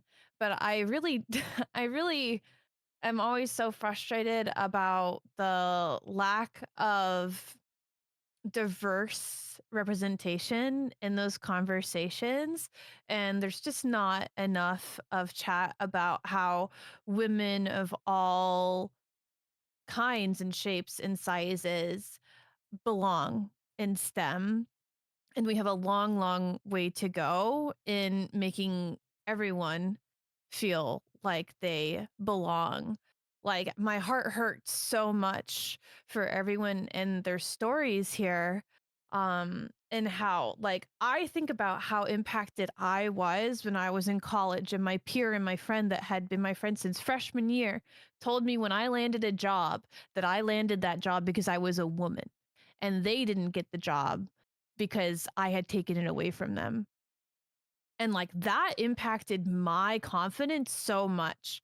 But I can't imagine, I just feel for the constant barriers that people are faced with that aren't as privileged as me. And I think that we need to really have that intersectionality in our conversations more. Mhm. Thank you, Lydia. I heard some really key phrases here about visibility, credit, and then diverse perspectives. And Mhm. Jules talked about being one of the quote onlys in the room. And so I want to turn this over to Jules here about how do you handle being the only woman or one of the few women and BIPOC women is that in the room? I don't know. So maybe it's because I'm an Aquarius. But I I don't know. I feel like I do not change who I am for anybody. You know what I mean? I could be in a room full of people who think that I don't deserve something or whatever else, and I'm still going to do the things that I'm going to do and be unfazed by it. Um, kind of like what C7 was saying, like you do have to like unlearn imposter syndrome, and you get to a point where, yes, I wanna be a great representation for, like, the identities that I do represent, but at the same time, I shouldn't have to be perfect or do things that society expects me to do to be accepted in STEM or be accepted anywhere for that matter. And so I don't know, I think it's just, I'm gonna go back to, like, the importance of community and just really that building yourself of, like, self-confidence and worth with people around you that can support you, whether they're somebody in a position of power or not. Because I think that that's helped me a lot is just kind of, I don't think it's thick skin. I think it's just confidence. And, sometimes people are very phased by women who are confident. And I'm just really happy to be able to be in a room and I will speak on my experiences and things like that. And I'm very happy to represent being queer and being Latina and, all of the things that I encompass. But I also don't want to be treated as somebody who always has to speak on those issues, if that makes sense. Like, I think a lot of the times content creators or really anybody who's like a BIPOC person or queer person, whatever, you're expected to have the answer to everything. You're expected to be the perfect advocate and do all of these things. And although I think that that is a really great thing that people should be doing and being educated and speaking on these things, I also don't want to be drained constantly by being treated as that type of person in a room. And so I think that it's like about setting boundaries and like also protecting my own energy levels, but just I am very confident in who I am and how I present to other people. And I don't know. I don't really know the perfect answer to that. I think it's just that, I guess, for me at least. Does anyone else on the panel have thoughts they want to? I see a lot of nodding here, so definitely want to open up. If raise your hand if you want to, or I guess for C7, feel free to just chime in as well, because you and I can't raise our paws. Um, I just resonate with what Jules is saying that like there's a tightrope I feel like being walked as a black woman too. I resonate. I don't really want to speak for all black women and femmes or folks at my intersections. But I definitely agree that like I think there's a facetedness to people that should be respected where folks shouldn't have to. I think especially this is an opportunity for allyship for people to just speak to these issues so that the women and femmes in your life don't have to always bring it up particularly because I know for me sometimes I'm like I think it's a joke with me, but I know when people know my intersections, it's so funny because they'll say, "You don't look like a scientist because I love makeup. I'm taking professional makeup classes and I have nails on that are really long and pretty and da da da da." Da." And I'm like, "Well, yeah, but I'm still a person at the end of the day. I just really love science like other women and femmes. I love games and everything." So I think to that point of being tokenized, because I have been tokenized quite a bit, along with like colorism because of my skin complexion and also just being one of few at some institutions I've been in. I just agree with Jules. Like you just get a confidence after a while. You're like, I'm just going to be here. I can be helpful if I can be, but if my experience doesn't resonate, if it doesn't apply, let it fly type of thing. And that's just it at the end of the day. Because I don't want to speak for every person, but I do want to be in solidarity with experiences that are going to make all these spaces more inclusive and thoughtful, if that makes sense. So just wanted to add that in terms of what was already said. +1 on that, especially for it's like it's not just like the group that's being marginalized. It's like, having allyship, as you mentioned, you both mentioned, like to help out with that. Lydia, Kelly, do you have any other thoughts you wanted to add on to this topic before we go to our break? No, I think it was well said for me. Yeah, no major thoughts, just a little bit of a responsibility. Like y'all said, you don't, um, marginalized folks don't always have, like, it's not fair for them to always have to do the education. It's not fair for them to always have to do the standing up and the correction. And so if you find yourself in a position of power, and you see someone being mistreated, you know, say something. Or you don't even have to be in a position of power. Reach out to them, care for them, be a decent human being and advocate for them. Like, this is something that uh I was fortunate enough to be at a diverse location growing up. So I was fortunate enough to learn this at a young age, that there's a responsibility with privilege. And so just a reminder to folks out there, men and white folks and anyone in power, and definitely keep your eyes open and don't speak for people. Don't speak over people, but definitely try to be a good ally, and we'll cover what great allyship is in the second half, I think. Absolutely. Alrighty. So I think that does take us, thank you, Lydia. I think that takes us to a nice little segue point. So we are going to take a quick 10-minute break, so we can go do bio breaks, go get water, and check our pets and stuff. But yeah, if you do have questions, we do have a plans section for Q&A from the audience at the end of the second half. So definitely get ready for those questions as well. For now, we're going to go mute our mics and our discords, and then we're going to go do a quick little BRB for 10 minutes. We'll be right back. Hi, Lynn. Thank you, Thomas. Thank you so much for the sub at 4 months. Hold on, let me turn everything off for a second so you guys can see me. Ooh, where's this button? Now I'm gone. I'm here. Hi. Thank you so much. I appreciate it. Thank you. Thank you. Thank you. Yo. Whew. Allison rated Lynn, really? Yo, I'm not gonna lie. I feel really... Whew. I feel this is really heavy right now. If Lynn and the Raiders are still here, hi, my name is Kelly. I'm gonna be playing games with Lynn later. I am a full-time streamer and I play a lot of Just Dance and variety games as well. Thank you. I am a little surprised. I feel a little intimidated because I think everyone in my panel is really, really like professional and they're saying things so wonderfully. And I'm like, I'm actually trying not to cry. I don't know if you could tell. I'm over here like I have to just say a one-worded sentence because I'm gonna cry. Because it's a very heavy topic and it needs to be said. It really does. Thomas, again, thank you for the 4 months. It's so sweet of you. Thank you for supporting me. Yeah, men do better. It's actually really interesting to see how many different, fields this is happening to. Because like I'm coming in from the perspective of just software engineering, but like if Jules and C7 are feeling this way too, like in a completely different field, it's just like, bro, this sucks. Yeah, go to sleep. Thank you. No, you're fine. VOD is always going to be there. Thank you, Lynn. I love you. Thank you. Enjoy your sleep. I'll talk to you later. We'll play games. Came with Lynn too. Yes. So thank you. Appreciate it. Oh, it's a good panel. I'm really glad that we're doing it because if there's anything that I hope that this is doing is that it's sending the message that it's not just me. It's happening to more than one person. And like, I will probably not touch on it now that we're going to focus on the positives, but like I've really struggled with like trying to find help when it was happening to me because I didn't know any other women. So like I couldn't really ask anyone like, hey, is this happening to you? So I thought it was like a me thing. I really had like a hard time with it. Just being like, this is only happening to me. No one's saying anything. Like I'm just kind of struggling internally. So like, whew, it's heavy, and I'm glad that we're talking about it. But like, my God, maybe we should end the stream and come back. We'll see. You don't have to be an educator, which I think the others do more. That is a good point. You're so right. I am not an educator.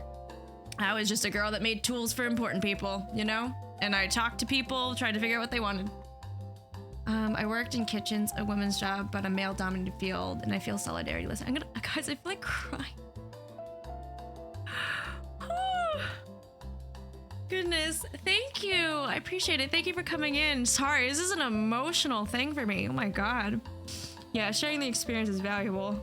Oof. Because also, I'm kind of still in the thick of it, you know? Like, I've been a creator for maybe 5 months, like full time, but I only recently exited the field, like not that long ago. So I'm still kind of healing through it all and the treatment. So I'm kind of happy that we're ending on a positive note. I just gotta, can I be honest? I have to think about what were my positives. I will be saying a lot of it will be you guys, because it is true. I didn't have a lot of women like in my corporate experience or even like academically. Like I didn't really have a lot of women cheering me on. So I really think I'm just gonna have to turn to you guys. I'm glad you're in a space to speak and you'll be able to talk about this soon. Yeah. Well, you had no support. Yeah, you're gonna make me cry, May. Yeah.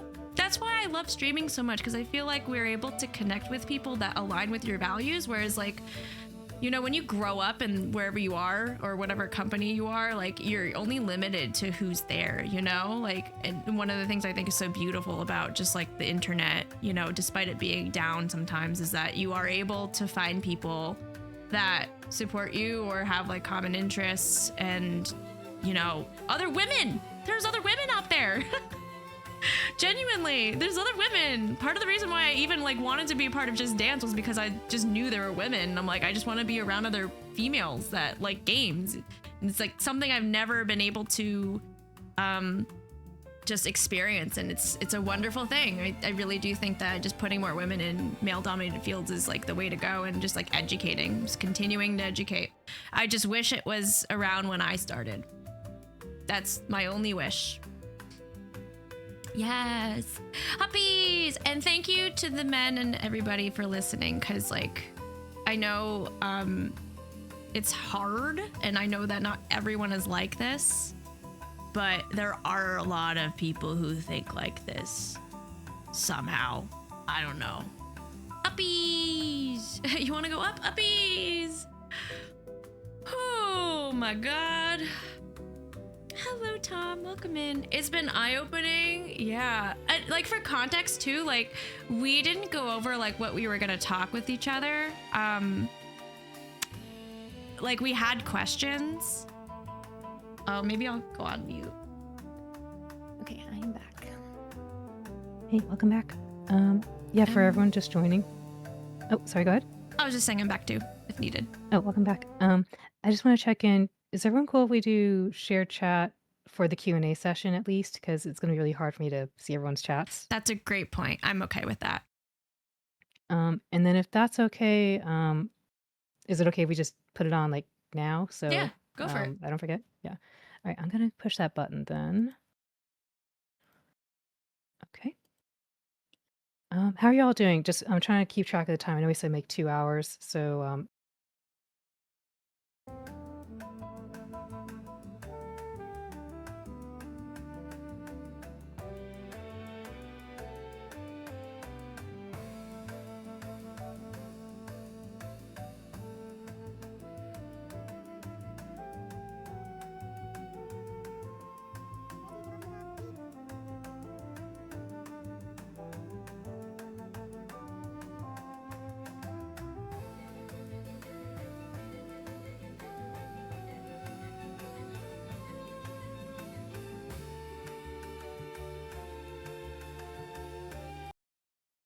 want to kick us off in particular, and I'll just throw it to you,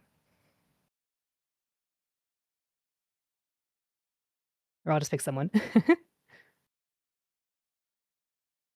I don't have a problem, and I'm happy to go if no one else wants to. Okay. Whatever works. I'm Yeah. I'm fully comfortable with either or. All right. So, yeah. We'll throw the first question about confidence over to C7 then.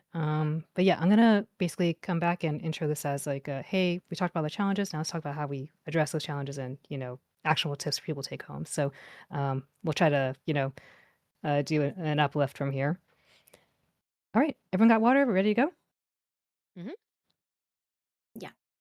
Yep. Great. All right, let's put ourselves back in.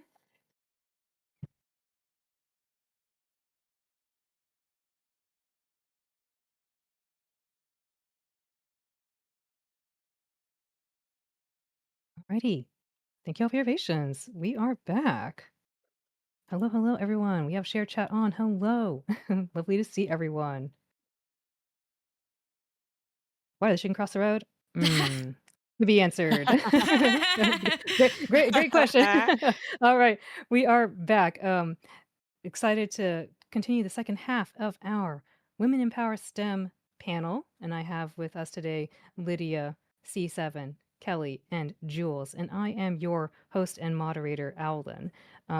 We just had a very heartfelt discussion from our own personal journeys, a lot of them overlapping. We had very different pathways into the different STEM fields. And so I want us to focus the second half more about the, I guess in story building, we had the conflict, and now we're going to talk about like the climax part and then up to the resolution. So we can actually have a nice little bow to tie this off with. So we're going to switch gears into talking about growth and mentorship. And I'm going to kick this first question over to C7. We have already talked about confidence and building confidence to know when people tell you something that is like, no, that's not right. Don't have imposter syndrome. So my question to you, when did you start feeling confident in your space? Yeah, thank you for this question. I think for me, I gotta give shout outs to family. First and foremost, I think that I have the privilege of having a really wonderful family who really instilled in me to just like always follow my dreams. My parents always told me like as long as you're happy, we're fine. Like that's all that matters at the end of the day. Whatever you want to do in life, just please make sure you're happy doing it. But I think I started getting my confidence when I realized a lot of some of the barriers that I ran up against at times would be because of envy and jealousy from other people, to be transparent. Where I think people would say things to what folks have said on this panel of, oh, I deserve that more than you do, and kind of like qualifying it when like my parents had instilled in me as a kid, and it goes back to the ethos that I've been sharing throughout today. A lot of who you are is based on when no one else is looking, what you would do if you didn't get any attention. And it's really a thing about inner work for me. I know Jules mentioned that they are an Aquarius. I'm an Aries, so maybe that's partially why I'm the way I am too, in terms of that energy. But I think a lot of my confidence has come from the fact that like I've had to ask myself questions of, if I were to get up tomorrow and no one else was looking at me, would I still be doing the things that I'm doing? Would I still want to, be a makeup artist, to do art, to do science? And the answer to that question is yes. And I also think it's a tribute to not only great parents, but also, again, like we've mentioned on this panel, community. Being able to find other women and femmes who are just like, hey, I see you, sis. I see what you're about. I want to help support you while also supporting each other in this space. So I tell people all the time, like, I would not have gotten through any of the things that I've gotten through in life without other people. So I'm a big person of, I'm not, I know we're women and femmes. I'm not man-made. I am community-led, as in a lot of the opportunities, even in the streaming space, is because of other people who have opened doors for me, and I don't want to close the doors behind me. I actually want to make it easier for somebody else. So I think it's both like inner work to really ask yourself, what do you want to do? How do you want to do it? Looking up for folks for other guidance, but also just being able to build with others and say like, hey, I see you doing this amazing thing. I want to help you get there without any expectation of anything besides like, I just want to help other women and femmes and thems be able to be who they want to be in this lifetime. Because if someone's doing something amazing, then they're helping somebody else who's helping someone else. And that is like a ecosystem I want to be a part of.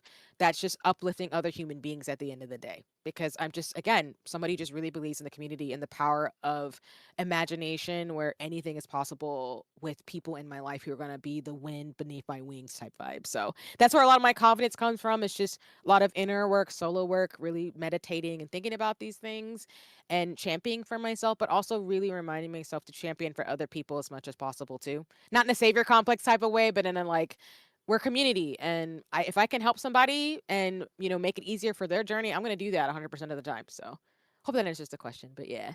Yeah, that does. And you gave us lots of different things to unpack here. So I love that you brought up it's like, hey, there's part of it where it's, you got to do it on your own and still keep the boundary for yourself, but also the community led part. Kelly, you've been talking about community quite frequently in your answers. So let me throw that over to you. When did you first start feeling confident in your space? And if community was involved, how did that impact it? Yeah, so kind of touched upon it before. It is kind of weird to say this, but truthfully, my confidence did grow from streaming. Prior to streaming, I started in 2020. I'm a pandemic streamer. I was sent home, when the pandemic started, so I was working remotely, and I kind of, was to myself. I was very shy, and then as I, started this as a hobby, I started to meet people who aligned with my vision, my values, and my morals, and kind of learning to advocate for yourself, when just by modding alone, it started to kind of build the confidence and also just like the frequency of just advocating for yourself. And as I started to do that more, I felt more comfortable doing so. So that kind of carried over to my professional career too. So I would say in the last 5 years, I've blossomed into a completely different person just because of Twitch, honestly. And of course, friends and family. I have to give them that credit as well. Awesome. Let me ask Jules. Jules, same question to you. When did you first start feeling confident in your space? Ooh, honestly, I have a very supportive family, but I think that I'm a first gen college student and I'm also a first gen American. So both my parents immigrated here. So I've like the unique, fun job of having to sometimes like translate or do things for my parents. And I think that my confidence, although they always supported me, actually came from a lot of people who refused to gatekeep in spaces that I was entering. Some of them were BIPOC folks, but honestly, like I had a lot of like really wonderful mentors who also like did not identify in the same way as me, but that just were willing to help me because I was very, very confused. I had no idea what was going on. Like even like trying to get to where I ended up in my career was, I feel like this really, really crazy journey of just like windy roads and figuring out things and needing answers and asking questions. So genuinely, I think it was through a lot of just wonderful people and allies like in those spaces and great leaders really at the end of the day who gave me the time of day to answer my questions and to try to understand even if they like couldn't understand fully like what I was going through. That and then just like a lot of my friends honestly, like I think just having really really good friends behind me who I was able to rant to and ask questions to, and who also were maybe also confused with me, made it feel less lonely. And I think that we were able to relate a lot. So I think really at the end of the day, it comes with the community that you end up finding and whatever that looks like. But yeah, and I think a lot of it is also like internalizing that confidence too. And so I think that I want to give myself credit and everybody credit here for like your own work and like accepting your own confidence. Because yeah, a lot of it's community, but a lot of it I think is also like hard work you have to put in to really believe that you are the person that you are. So yeah. Absolutely. We have to allow ourselves that. Let us accept that. Absolutely. Lydia, run us off on this. When did you first start feeling confident in your space? Kind of to echo, not to echo, but I think that unfortunately I never felt confident in my space, to be completely honest. I think that now the Lydia of 2026 would probably thrive in the environment that I was in 2019, 2020. But I didn't have the confidence. I do think that streaming, to echo Kelly, has helped me immensely. I stand up for myself. I used to be a little bit of a doormat. And you can be kind without letting people walk all over you. And I never really learned how to do that growing up. I grew up in a very traditional conservative household. And so speaking up for myself wasn't expected. It was kind of like, yeah, just turn the other cheek type mentality. Um, so I do think that now with more experience, I'm much more confident. But in the STEM fields, I never did feel confident. It wasn't until I left my job and they kept trying to get me to work part time. They're like, "We'll pay you more. Will you do this? Will you do that?" That I was like, "Wait a second." They thought I was doing a good job, didn't they? Because part of when I quit my job was like, I'm not giving 100% to this job and I can't give 100%. I'm too sick to give 100%. And I feel like I just am not okay, young Lydia. You don't need to give 100% to your corporate job. First off, they don't care about you. But I really felt like I needed to give my all to my job to be doing a good job. And that realizing that they thought that I was doing really great definitely made me feel, you know what, maybe I did belong. Maybe here's my consultation fee. It might be like 3 times what I was getting paid initially. Hmm. Yeah. um, Let let's do a little zigging and zagging right here. I do want to talk more about mentorship, but right now Lydia and Kelly have both mentioned, and also Jules and C7 have mentioned that streaming has helped you gain skills. And so let's talk about STEM skills that you have used or developed either from your field of choice or from streaming. So let's go to uh, Jules here. Jules, what kind of skills would you say you've learned that are relevant to the STEM field? It doesn't have to Oh, necessarily be STEM, but yeah. so many things. First off, like shout out to my community. So if anybody like doesn't know my journey, I started doing co-working a long time ago, but it really became like the center of my streams when I got into grad school because it was basically like a you either drop Twitch or you figure out a way to make this work. And so I was like, well, I don't want to drop Twitch, so I'm going to co-work and hopefully people will resonate with this if they work from home or if they're students or whatever else. But shout out to my community because I I basically was always explaining my work and working with them and found a lot of community with it that my public speaking I think got really good. My communication got really really good. Like I was so prepared when I was defending Warning. my Ads are thesis. I starting. felt so ready to go because people would come in chat or be like, "Hey, what are you working on now? What part of your thesis are you on?" Like what explain to us in like 2 minutes like what your research is. And I got really good at elevator pitches, at public speaking, at communicating, at honestly like writing and focusing in on like what I wanted to do. And I think that I became a better educator as well, is I would have to, and I've always kind of been this way, but I think that Twitch also helps. Both my parents are immigrants, and so it's really hard because I also don't know, like, I know Spanish, but there's like fluent Spanish, casual, normal Spanish, and then there's like advanced science Spanish. And I cannot tell you what some of these words are in Spanish, but I would have to condense my research or things that I would do in college to my parents. And honestly, I thought it was awesome because I was like, I hate how like wildly, I don't know, people like really try and make science sound more complex, and it really doesn't need to be that way. It can be simplified down for anybody to understand. And so I have always kind of been doing that in my life. But I think that like being on Twitch and being a streamer who actively was doing their thesis and their research like live throughout my entire journey allowed me to be a really, really good science communicator. So I think that that's like probably one of the biggest things that I learned. Just through being like a full-time streamer and also being able to share co-working and studying content with people too. So Yeah, I think that it really, really helped. I honestly think that I dragged myself across the finish line in my defense, like because of all the conversations that I had from chat. And chat would ask me questions. And I remember at the end of my defense, like I had professors and all these people asking me questions. And I was like, oh, they already asked this on Twitch. I got this. It made my life so seamless in the STEM field. But I think that it also made me, I hope, captivating as like an educator on stream as well. So. I think that's a really good like thing to bring up. It's like soft skills, communication skills, not hard science necessarily, are actually pretty key in this field because being able to condense, as you mentioned, Jules, and synthesize like complex concepts, but make it like explainable to a 5-year-old. Very important. I do want to take a moment here to welcome our raiders. Welcome in, raiders.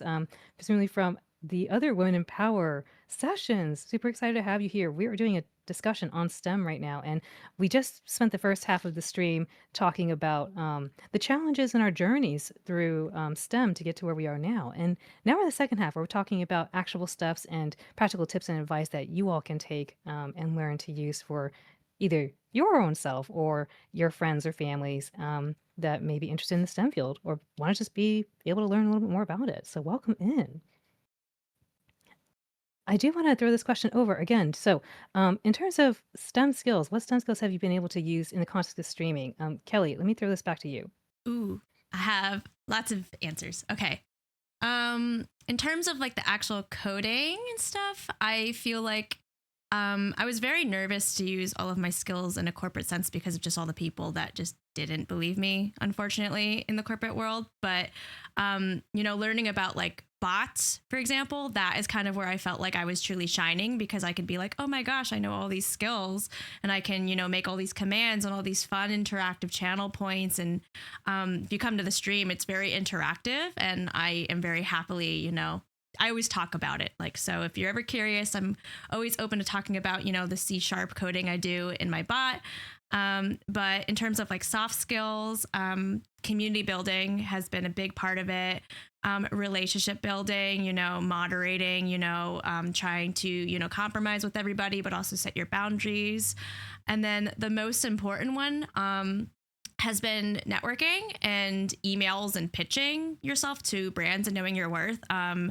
I am a firm advocate of, there's no gatekeeping. So I feel like that information in our field is not really accessible and is not really talked about a lot.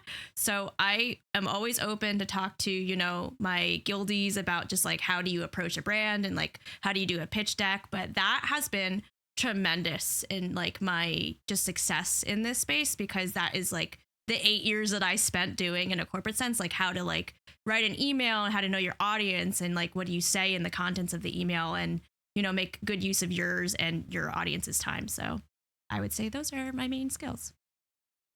Awesome. I love that you tied in both the hard skills and the soft skills. So soft skills, a lot of communication again and networking, as you mentioned, and then the bot redeems, very key. I know a lot of people like think like, how'd you do that? And you're like, well, actually, let me just whip out some C# here. So Mm-hmm. I'll tell you. C7, I think you've been doing a lot of writing as well, especially with dissertations too. So let me throw the question to you. What STEM skills have you used in the context of streaming? Yeah, I do echo what folks have said already in terms of uh, like a lot of the similar skills. I know, for example, like streaming has helped me gain confidence as well in terms of not only being able to speaking. I know I've done that before, but streaming really has helped me do that a lot too. I think project management, I've gotten a lot better at it because of streaming.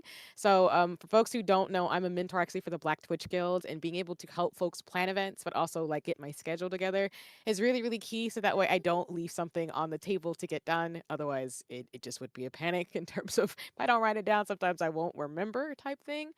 But I also think too, just the opportunity to get to know people and to be better with like technology. As I mentioned earlier, I'm more of a social scientist, so I have a background in like neuroscience psychology, and I can do like statistical programming and everything. Sometimes like coding and stuff can be challenging for me. So I think streaming on Twitch actually gave me the confidence to not only learn about like bots and everything, which I'd love to reach out to folks at another time in terms of that, because I know I'm still very new to streaming and everything, and I want to get better at that type of thing. But it gave me the courage to actually take some Python classes to actually like go into computer science and learn some things. So I really am grateful for the way that like streaming to me is very interdisciplinary and it's very helpful to bring like the skills you have in a science field into the streaming space.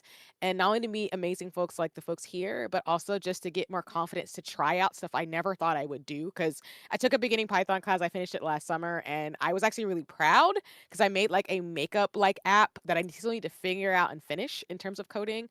But I was like, oh, I could use this for setting up bots and stuff on Twitch. Like that's super, super cool. So I think the public speaking, project management, event planning, and just like coding in general has been really something I've gained confidence in because of streaming, which I'm really, really grateful for to bring that in as I get ready to write my dissertation and keep going in all my I'm taking a biostats and health programming class. So developing programs and doing biological statistics, I've translated a lot of my Twitch skills that I'm getting into that as well. So really, really grateful for it.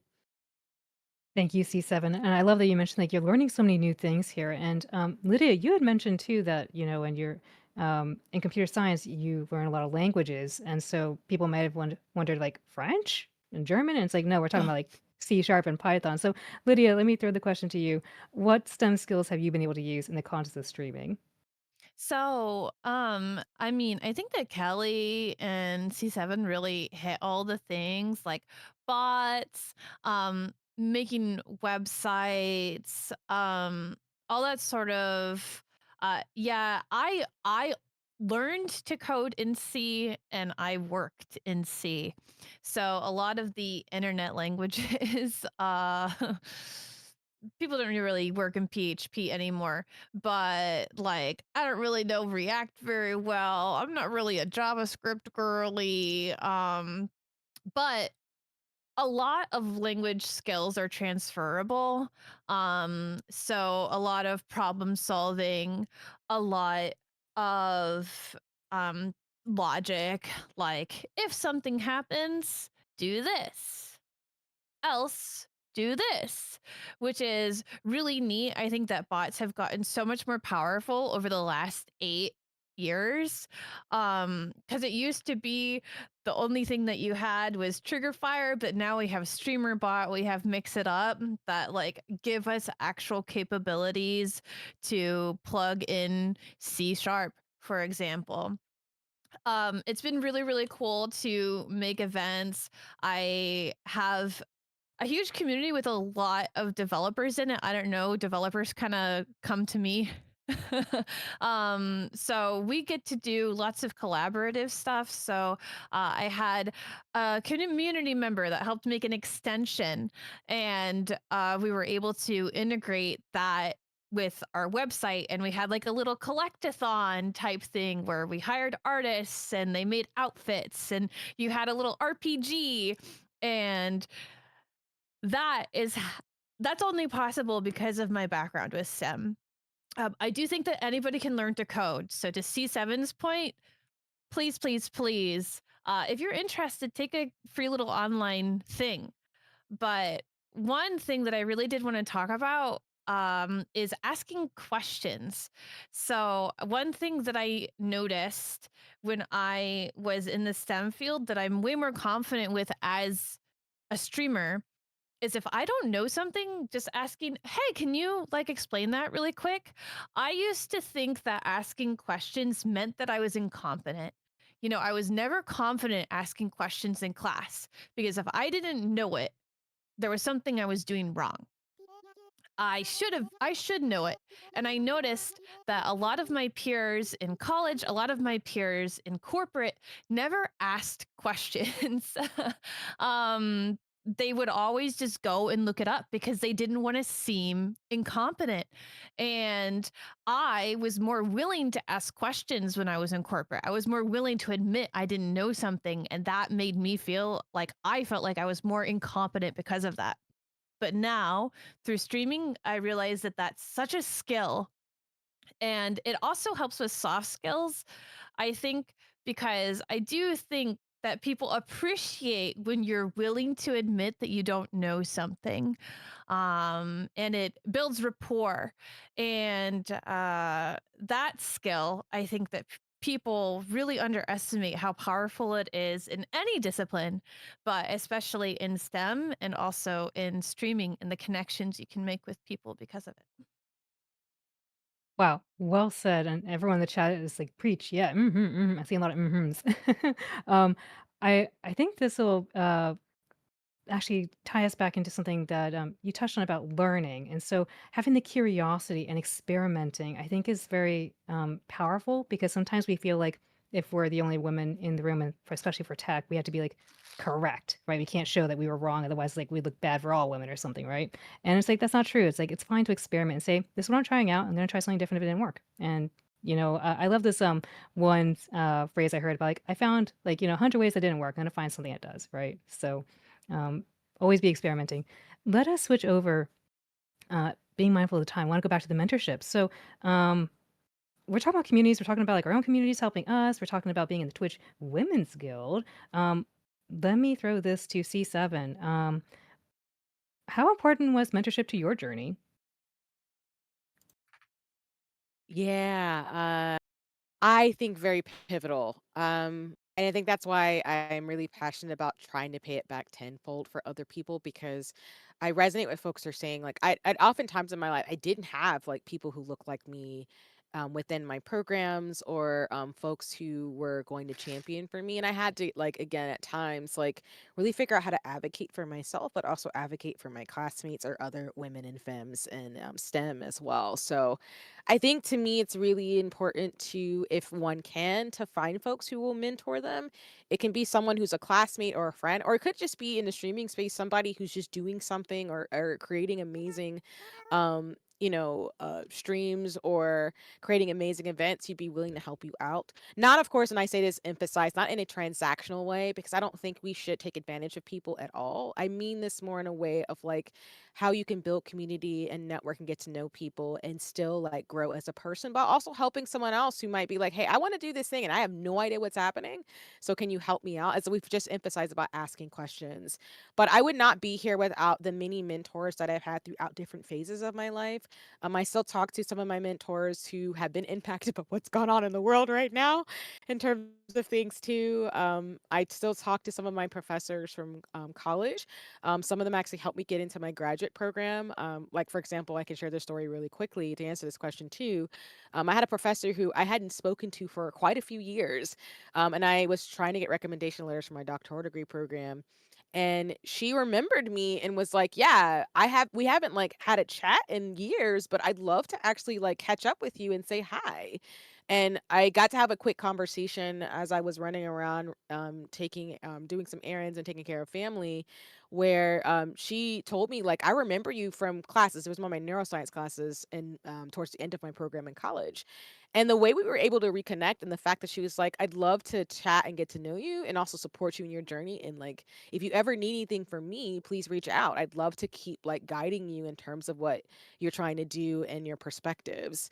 So all this to say, like, there are people who would be willing to help you and support you in terms of guiding you in terms of what you would like to do.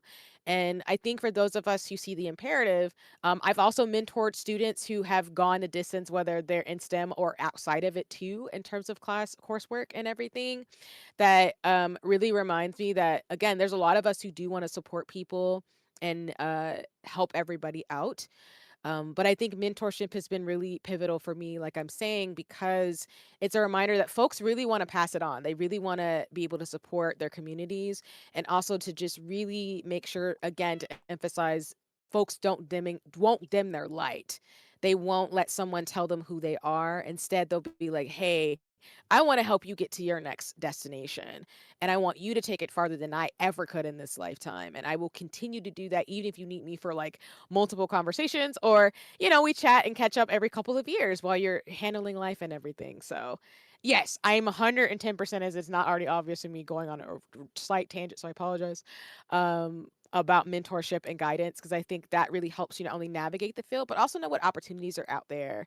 And I do the same thing with all the things I've been a part of, whether it's the United Nations and other opportunities. I tell folks like, if you know me and we're mutuals, please reach out to me. Do not be shy. I will let you know. And I'm happy to put you in spaces to where you can bring your perspectives and thoughts in terms of mentorship and guidance as well. So hope that answers the question. But yeah. Yeah, no, no. I think that, you brought us a really good one, which is like you mentioned, like there are mentors out there and they want to help you. And so, let me turn this question to Jules. What makes a good mentor and how can someone find one? Oh, that's a big question. Honestly, I think what makes a good mentor is transparency, honesty, and avoiding gatekeeping, to be honest with you. I think transparency is probably the biggest thing there. I think as somebody who did have to kind of escape a lot of gatekeeping and seek out mentors that had answers that I couldn't find at home or anywhere else, I always valued when my mentors or advisors or whoever would give it to me straight, to be honest with you. I think it just made my life a lot easier to really know what I was getting myself into or what I should be prepared for. And so I just also personally really appreciate honesty in that regard. I think support as well is just wonderful. I mean, if you're able to identify and connect with a mentor, I think that's the best feeling ever. I always tell people as well, like, if you are able to find a mentor who can identify with you in whatever identity you are, even like therapists, I always say, like, in whatever field you like or you are seeking, if you're able to make that connection, I think that it does go a very, very long way as well because people are able to further understand and support you in ways that other people can't.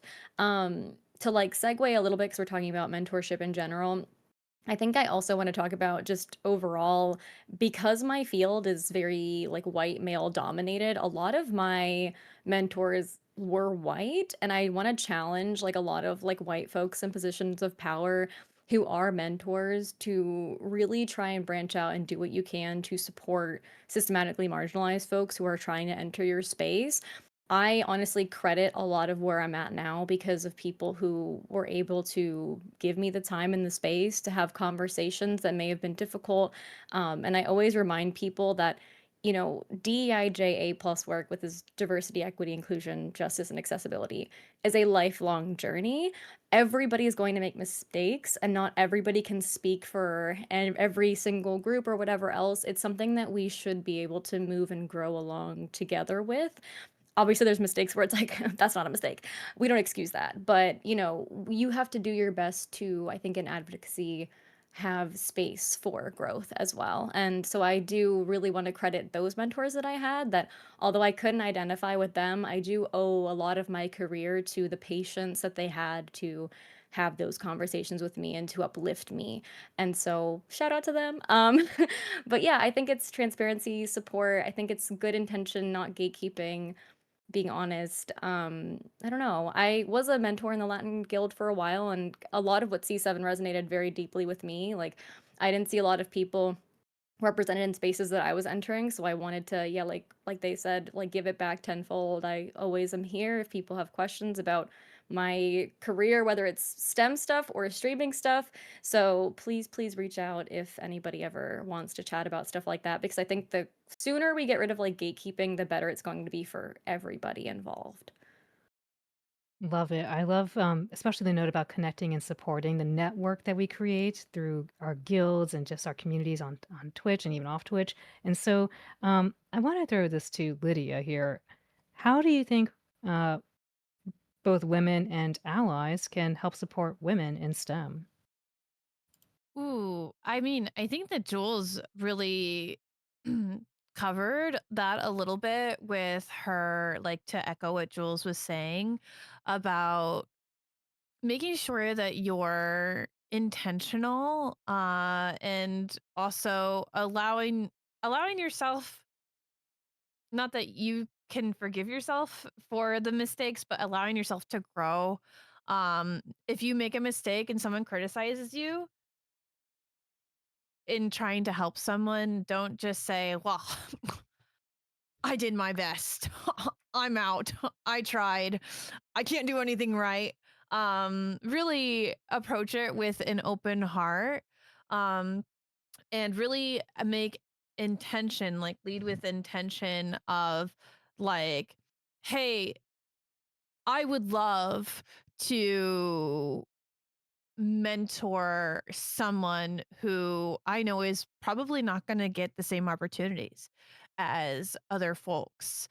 I would love to put my neck out for them and assist them. Um, And as far as like for being an ally to other women, C7, I mean, all of us have talked about it. Like approaching with, we're not competition. We're uplifting each other. We're not gatekeeping. We're offering our knowledge. I'm really lucky that I had Coco Confession as a really good friend of mine and a mentor to me for years and years at this point, and she has helped me with my professional and business development. And I, from that, have not said, "Woo, I'm so glad that I had that connection. I'm going to keep that for myself." I have since used the knowledge that she has given me and helped other people write pitching emails, giving people examples.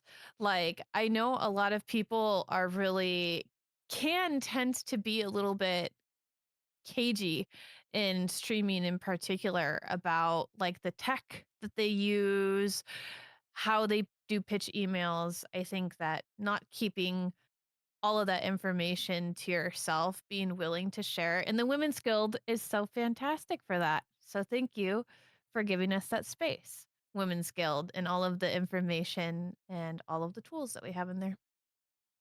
Yeah, the Women's Guild, big shout out to Twitch Women's Guild because like as Lydia mentioned, like there's a whole forum area where the guildies get together and be like, "Hey, I saw this opportunity. Here it is on like, socials. Go check it out." And like, they ping each other. It's awesome. Um we are going to transition to audience Q&A shortly, but before we do that, uh, do feel free to put your question in the chat and then I'll get to them.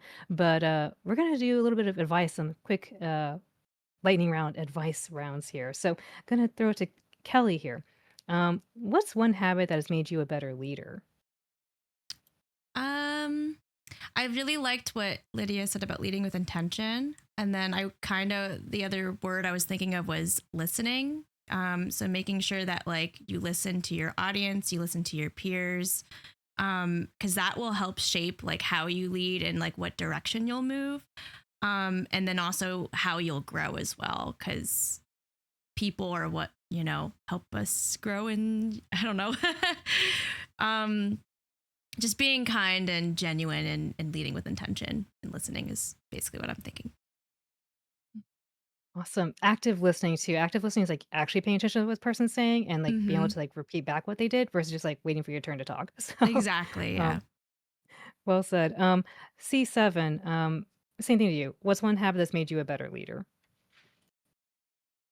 Just echoing what folks have said here, I really think I appreciate not only leading with intention, but also just asking for help and asking questions. One thing I've learned in life is like I don't know as much as I think I do. I know a lot, but I can always learn something new from someone else. So just always just remembering that, ask for help, ask questions, and be open to people's perspectives because I think that's really valuable to keep growing as a person and to know that like it's not about anything besides building community and getting to know ourselves, but also just getting to know other people. So just ask for help and be open minded. A follow-up to that, how would someone go how would you recommend someone go about asking for help? Because it's one thing to say like, "Do this," but, like, how would you, as an example, go ask for help? Yeah, to follow up, I actually have anxiety to be transparent. So, I'm somebody who is honest about that, where like I'm not always like the most brave, but I try to be in a brave space and just say, like, hey, you know, and this is something that I do often in terms of spaces. If I see somebody doing something really cool, sometimes I will just be like, hey, and reach out via a DM or just like with my classmates, I'll be like, would you be open to just a conversation for like a couple of minutes?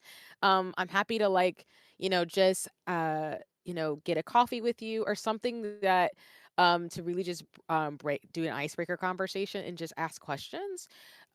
So I would encourage folks to just, if you have anxiety like me, for example, to just really be like, hey, would be you open to like a 5 minute conversation about something? Or I saw you do this really cool thing. Would you be open to having a talk about it?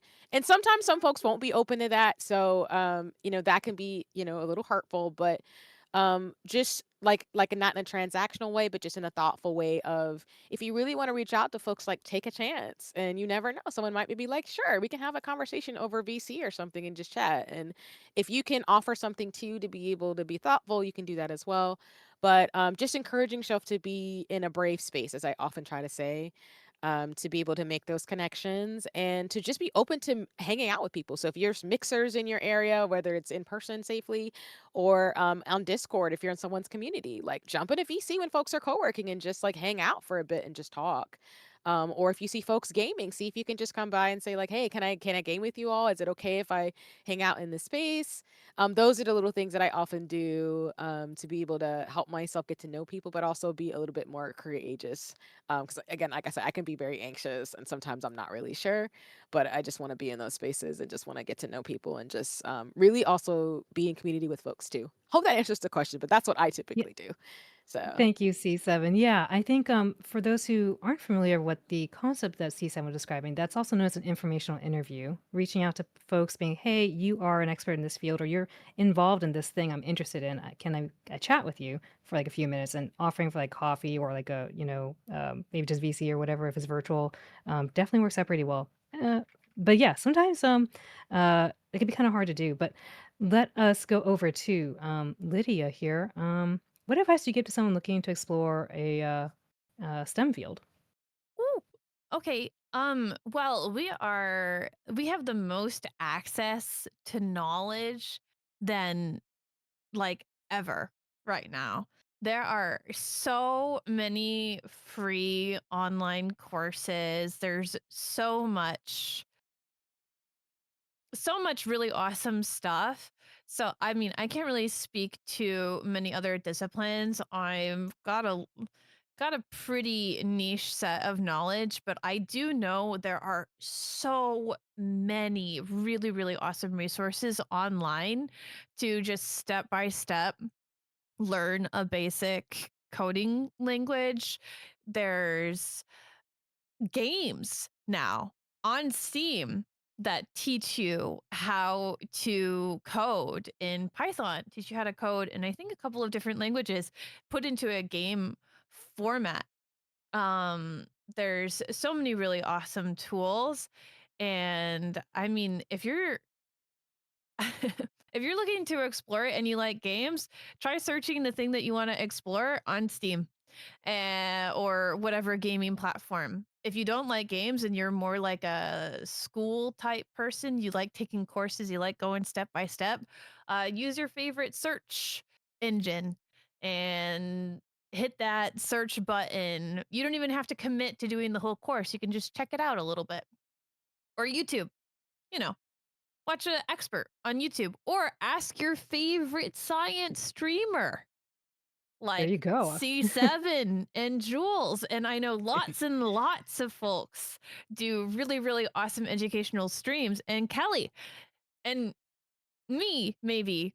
But lots of people do really awesome educational streams on Twitch. Like Twitch isn't just for gaming, it isn't just for all that toxic ideology of what Twitch needs to be. It can be used for so many different things. And so you can use Twitch as an avenue for exploring STEM a little bit. And I'm really curious, can I pass this question to C7 and Jules and Kelly? Do you have any specific recommendations for places you can learn about your disciplines? There's the guilds. That's one thing. If you join a guild and try to find like-minded creators, if you do like exclamation point TWG, I think that is the link to all of the Unity guilds.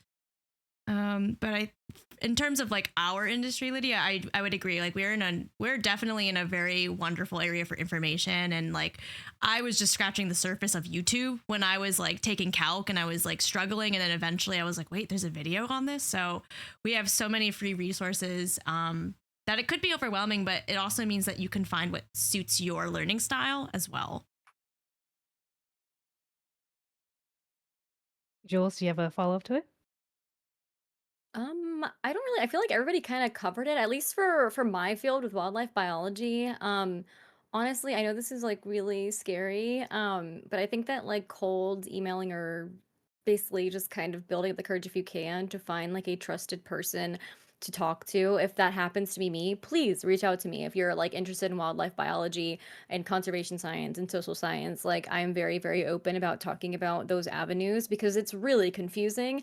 It really, really is. Like I honestly, to be honest, actually went to college for veterinary, exotic veterinary care.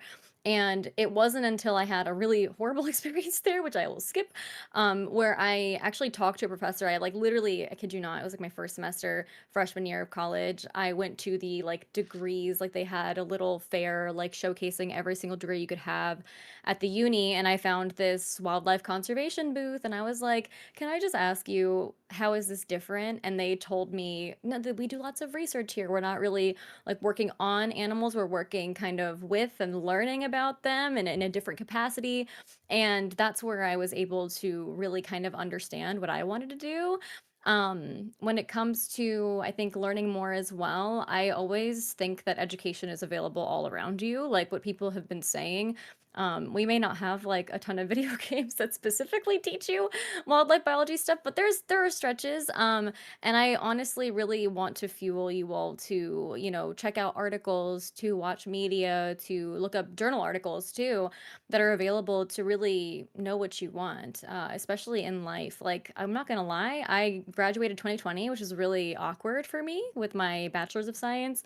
And I attended virtual conferences to ensure that what I wanted to do in grad school was actually what I wanted to do. And just attending events, like listening to webinars and maybe nerding out about something will actually help you learn a lot about yourself too.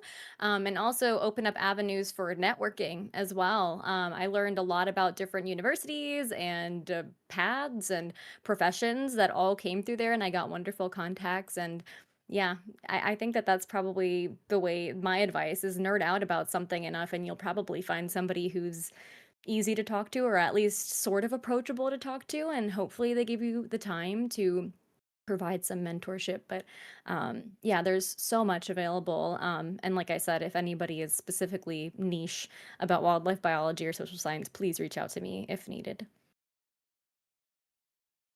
Awesome. I'm sorry, my dogs also agree with everything. My dogs are gonna bark in the background for a second here. Let me go settle them in a bit. Come on. All right.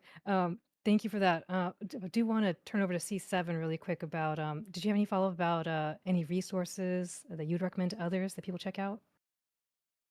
Um, No, I just want to echo what folks have said. I mean, I think everybody pretty much nailed it. If you are really, really excited and really want to nerd out about stuff, as was just mentioned by Jules and everybody here, you will find what you're looking for. And there are lots of virtual options, educational videos, and perspectives that you can get. So feel free to reach out to any of us in terms of interest. And yeah, just keep exploring, and you never know where you're going to end up at, honestly. So yeah.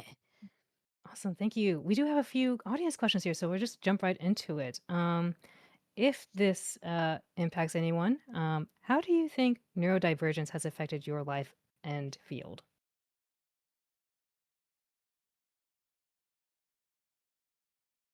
Feel free to raise your Um, hand if you want to answer the question. Go ahead, Lydia. I'll chime in. We've had some. I also have anxiety, and I also have CPTSD, and I think which, if you aren't familiar, that's complex um, post traumatic stress disorder, and that comes from like generally childhood trauma. And so that has impacted how I engage with imposter syndrome a ton. Um, the feeling of not being enough, it definitely really made me feel super worried, super anxious, super like, oh, what is everybody gonna think? And it definitely impacted how I was able to interact with other people. I'm now medicated, and I think that I am in a much better position when it comes to dealing with my disabilities. Um, but uh, I think that also my neurodivergence has helped with my curiosity. I'm sure everybody's curious, but the intensity in which my curiosity can take over has definitely impacted the passion that I can have, that I think definitely boils down to maybe a little bit of hyperfixation.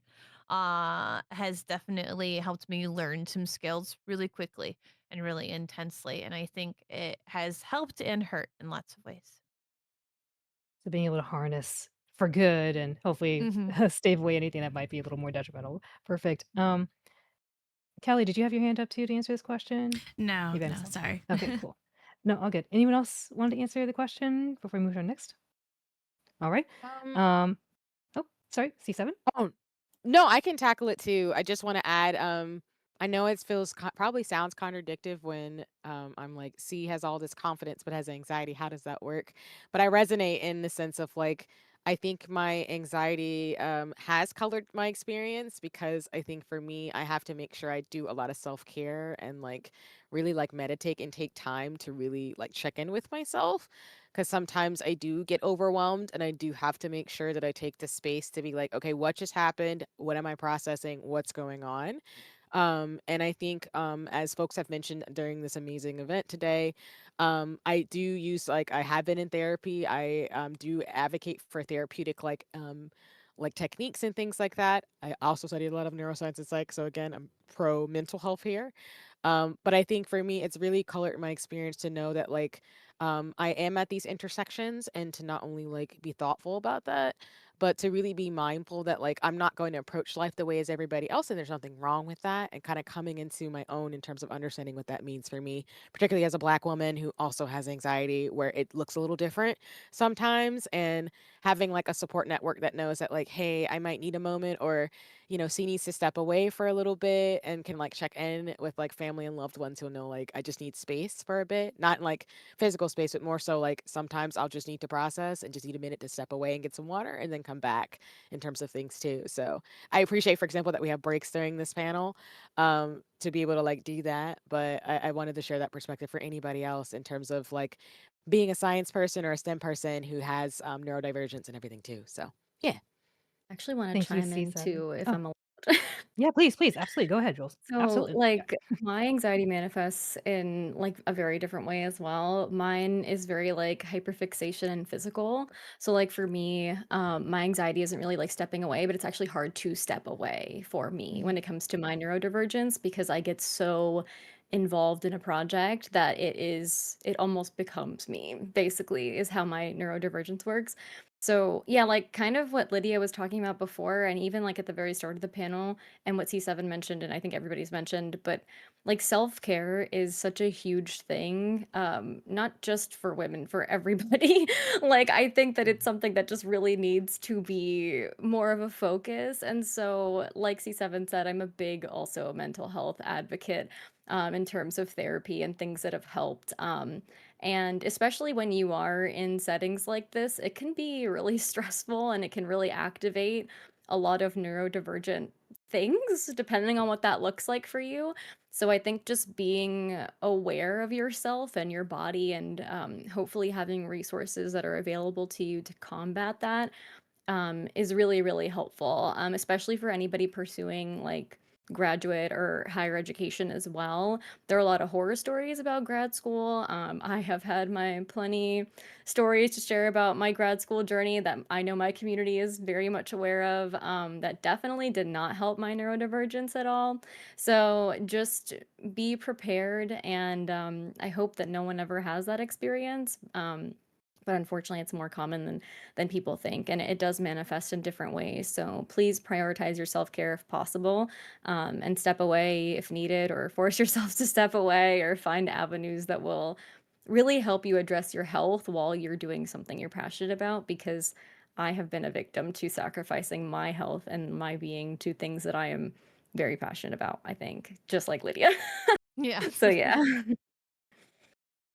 Thank you, Jules. Yeah, I think we all touched upon like it's important to have like the boundaries. It's important to even set those boundaries for yourself. Like, hey, like let's not invest all the way at we I think we mentioned at the top of the call, like, hey, don't got to give 100% to something that's not going to give you any percent, right? So we have a couple more questions here I want to make sure we get to as we're approaching our closing. Um, we have a comment here. I feel like you've covered a lot of questions I might have had. What's something that organizations, institutions, or managers might think is helpful but actually isn't? Feel free to raise your hand if you want to answer the question. All right, Jules? So a lot of my thesis overlaps with this actually. It's a different topic, but when you are working with systematically marginalized groups, whether that be women or whoever it is, I think a lot of organizations they do things called parachute science. They try doing science or things, incentives, events, whatever, for communities instead of working with those communities to ask them what they actually need and want. So I think when it comes to organizations, managers, whoever else, it's reevaluating programs and things that you think might be helpful and instead surveying slash working with those people to ensure that what you're doing is actually helpful. I think there's a lot of assumption in organization work that could be better involved with community engagement and actual trust building and longevity. C7, I know you maybe want to like also chime in here because I feel like we're sharing like a brain cell with stuff like this. But I think that that's probably my biggest advice is to not assume and not like work for a community, but with collaboration is the key to ensuring that what you're doing for these groups is actually positive at the end of the day and impactful. Yeah, and that's a great segue to champion, and it emphasized that point. And even it was mentioned too with everyone here in terms of experiences in the workplace, like harassment and like women and femmes actually being targeted is a unfortunate common thing. I've actually been a part of the diversity, equity, and inclusion in my previous roles and jobs. And not only have I done community engaged research to Jules's point about like really working with communities and not like telling them what they should do, but actually working in solidarity with them, which is what I often say. But also, really, again, being in spaces too where I've had to work with organizations and say, like, hey, this is not okay that you're talking to your staff or your workers this way. And having to actually work with people to advocate for folks to not deal with like policies and practices that are harmful for folks at multiple margins, whether it's champion for like, hey, we need remote work options because people cannot work in these conditions. They can't travel into their job. They're still really good at what they do. They just can't be physically in an office space. So can we have hybrid options? Or even for folks who choose to have children, for example, can there be considerations for that? Or hey, this person's just having a bad mental health day and they don't want to talk about it in this space. Can they step away? Can we have like mental health days for people for their PTO? Like it's little things like that that make a difference that should be explicit policy considerations that often organizations don't think about. Or if they do make policies, it's not considerate of people who are actually going to use those things. And so it makes them feel tokenized and stigmatized. So they might be the only woman in that space or the only BIPOC person in that space. So I think it's just really, really important for organizations, especially if you're in a manager or leadership position, to actually work with your staff if you're in a position of power. But also, if you are working on a team with multiple people, to make space for folks to work in a way that works for them, for you all to come together as a team or a group. And that's not only in the workspace, but that's also in streaming as well. Like, I really, really, really champion for folks to work with community. Like, and I know I emphasize that on streams as well, where it's like, again, with mental health, please be mindful of people's space, their energy, their perspectives and thoughts. But also like don't take advantage of people or use them in a way that feels gross and uncomfortable, because that does happen. And I think it could be really problematic because it does harm people to where they still have things they have to take care of outside of what they're bringing to the space or in this job. So that's something I definitely emphasize and can go on all day about.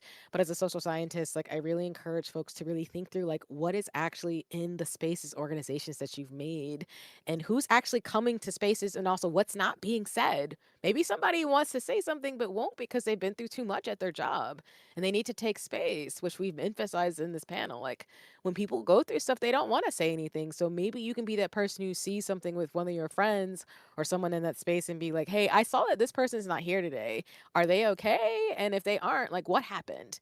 And if you can do something, really do that, because it's going to make a difference for somebody to not have to go to therapy or be traumatized, which often happens, unfortunately, in some of the spaces that I've been in where we've had to navigate folks like going through conflict resolution and to update policies to be like, this cannot happen again in this space.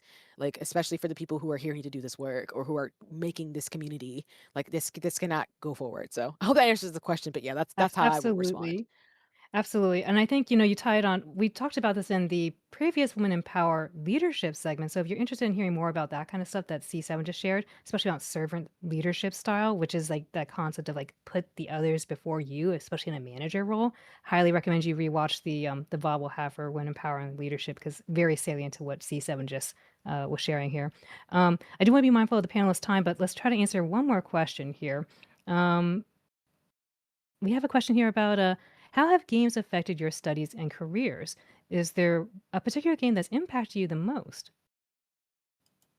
Feel free to raise your hand if you want to answer. Oh, I want to answer this one. Oh, please do, Kelly. I feel like Jules is gonna like my answer. There's this wonderful game called Outer Wilds, and it is amazing. Do not look up anything about it, but what I really love about it is that it really encourages you to be curious. So, if you're curious, if you want to explore, highly recommend it. As somebody who also kind of grew similarly, as Lydia's upbringing, I was raised in a very traditional conservative family. It was very like authoritative. I wasn't encouraged to ask questions or to push back. So to play something like Outer Wilds is so against like my entire upbringing that it is a breath of fresh air to play it and be like, what do you mean this doesn't tell me what to do? I have to figure this out. So highly recommend it. It really did shape a good chunk of my brain and how I approach things in stream and stuff. I need to play that game. I hear so many things about it, and I get confused with some other outer game. But Yeah, yes, I it did sounds too. amazing. Yeah, no, there's only one Yeah. game, Outer Wilds. Lydia, did you want to follow up, or Jules, you want to follow up? To the question is, how have games affected your studies or careers? And if so, is there a particular game that impacted you the most? I mean, games are what got me into my STEM career. Like, though it was definitely focused more on a storytelling aspect of it, a desire to tell stories, but knowing that getting into the storytelling writing aspect of the game industry or hearing this growing up, I don't have experience, but hearing that you're not going to be able to write games, um it's a lot easier to get a job as a developer and then move into the writing position from being a developer. um that is what got me into computer science, and STEM was being like, all right, I guess I got to do this thing if I want to do this other thing that I want to do, and then actually liking it, actually being like, hey, this is really fun. It's really fun for me to type this thing and then see it happen. I have so much power. um and as far as a game that has impacted me the most, I'm just gonna echo myself. I think that Neopets, as wild as it is, really impacted my life. I started role playing on it. I started coding on it. I met so many people online that put me into so many hobbies that I had in my teens because I was on Neopets really young.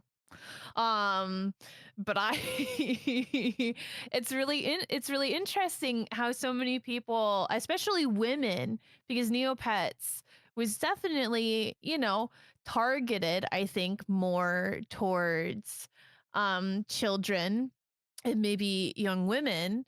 Like, I do think that that paved the way for quite a bit of young girls learning how to code their little HTML pet pages. And so yeah, Neopets, power to you. And I think they just got re-released, and y'all mentioned that they're going to be at PAX, right? So that's really exciting. If y'all have a favorite Neopet, put it in chat what your favorite Neopet is. Oh gosh. Jules, do you want to follow up to this question about if games have affected your studies or career and which one was the most impactful? Yeah, sure. I think for me, probably Pokemon. Pokemon for me was and has been, I think, a really big part of my life for a really long time. I remember like wanting to be a Pokemon professor when I was younger because they're basically wildlife biologists, which also makes me really mad because I don't have my PhD. But Nintendo, I don't know if you guys know this story. Nintendo actually just advertised job openings for actual ecologists and wildlife biologists, but that's PhD only. And I'm like, no, but Apply it for makes it. me, I was I gonna know say apply for it anyway. anyways. Yeah, Yeah, I do it might anyway. anyways, but yeah, I think Pokemon was always just like it fueled my creativity and my curiosity a lot too, because although they weren't real, it was very much a mimic and a mirror for real life and what I was interested in real life as well. So it's probably like impactful for me when in my youth more, and it still is. And then I'm a big Legend of Zelda enjoyer. Breath of the Wild, I think, truly helped me get through a lot of schooling and also just appreciate environments and games. I'm a big proponent of like talking about how games can actually serve conservation, sustainability, and lead to pro environmental beliefs in real life by playing games like that. And so I see Breath of the Wild as like a beautiful example of that, of like resource management and foraging and exploration, open worldness. And so I think that like that has been a game probably in my later life that has resonated a lot with me as well. So Pokemon and Zelda. Thank you, Jules. C7, what about you? Has games affected your studies and careers? And if so, what particular game? Absolutely. First, shout out to Kelly, Lydia, and Jules because y'all reminded me of games to play and also Neopets I loved because, again, Guy Online, all that stuff. So thank you, thank you. Um, but I would say for this question for me, yes. I feel like video games has been one of the most impactful things for my life. Similarly, I actually became a gamer because of Pokemon Red. I remember having a Game Boy Color when I was 4 or 5 on road trips when I visit folks. I have family in Florida, so I would not be a gamer without Pokemon actually. So I've been playing the new Pokemon game that just came out, and I'm really excited for what's to come in terms of the next one in 2027. But, one franchise that I love a lot, is actually Monster Hunter and Final Fantasy. A lot of the games I love are really about, like, the environment and being free and having adventures with friends and really, like, collaborating with other people. So, definitely those franchises have helped me get through a lot of school, especially Final Fantasy Tactics and, Final Fantasy 12, and anybody who knows me knows I love Final Fantasy 14. Just really having fun with friends and just enjoying like exploring the world and thinking about magic, but also just about like storytelling and storybooks. I'm also a big book nerd too, so I love anything with high fantasy and all the topics like that in terms of witches, warlocks, and things like that too. Which is why I do actually want to play Legend of Zelda. That's actually on my list. So again, as y'all are talking about these games, I'm writing notes in You let me terms of know games I when need you to play and do. check them out. Oh my gosh, are you all Yeah. me? Are you all me? Because I feel like I love RPGs. I love Final Fantasy. I love Zelda, playing through Oracle of Ages right now. And I absolutely love Monster Hunter and games like Night Rain. Oh my gosh, what the heck? um, Nice, nice. all right, I do want to wrap us up because I want to be mindful of our panelists' time here. But maybe one last question for everyone here. What is something in STEM that still excites you today? So I'll throw this to Lydia. Oh, something in STEM that really excites me today is creating. I feel like this way about art, and I do see computer science as kind of an art in some ways. Um, is creating something that helps someone or helps someone see the world from another person's perspective or connects people.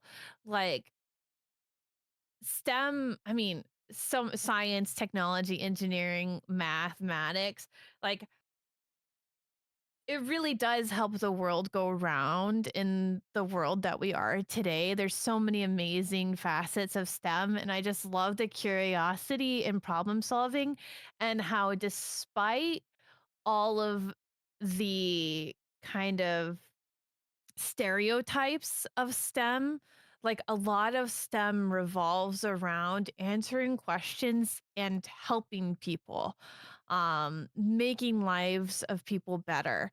And I just love that we're constantly asking questions and we're constantly finding solutions to problems. And I'm just so excited about how many cool new things are coming up. And we don't have anybody, I don't think, that works in medical science on this panel, but there's some really, really, really awesome medical science stuff happening right now, especially I'm chronically ill. I have endometriosis, which isn't an autoimmune disease, but it can behave in a similar way sometimes. And there's just been so much amazing research relating to autoimmune diseases recently. And so that's really exciting. Thank you, Lydia. Let's go to Kelly. Same question. So Lydia has apparently a lot of things in common with my brain. This is what I'm learning. But kind of like to tag along, like I feel like STEM has always been like a place where I've been able to really hone in on my creativity and my curiosity. So I'm very excited about learning. I'm excited to see what the future brings in terms of like technology continuing to evolve and grow and how it can help solve more problems. And make our lives easier. And especially with like the medicine aspect, like we still have one of the things that I do a lot every year is I fundraise for St. Jude Children's Research Hospital. So I would love to see a cure for cancer in my timeline. So hopefully, you know, as technology continues to improve and as more people get in the field, maybe that will be some reality one day. So Making those miracles happen. mhm. Jules, what about you? It's funny. I feel like I really, really resonate with what everybody's saying, and so I'll just kind of keep adding on to it. I think it's like I get like a sense of hope and calmness from STEM because it can answer so many questions. And not to tie it back to gaming, but this is like no spoilers, but it's like Pokopia is like this, what happens when humans aren't here? And it very much like makes me feel very hopeful that, not giving up on the earth or not giving up on people or not giving up on people who are curious, who want to create solutions. It's full of so many curious nerds that I just like very much enjoy and get along with. I don't know, it truly makes me have faith, I think, in a lot of things that I believe in and in a lot of things that I would hope to see that, like Lydia and Kelly mentioned. And so I don't know, there's something beautiful about curiosity and creating things. And that doesn't just extend to STEM, I think, but I think that I get a sense of calm from thinking about it for sure and about like how hard people work in this field. Love it. I love the calmness. I love that STEM can, help us feel certain different things. Thank you, Jules. C7, wrap us up here. What is something that you find still exciting in STEM for you?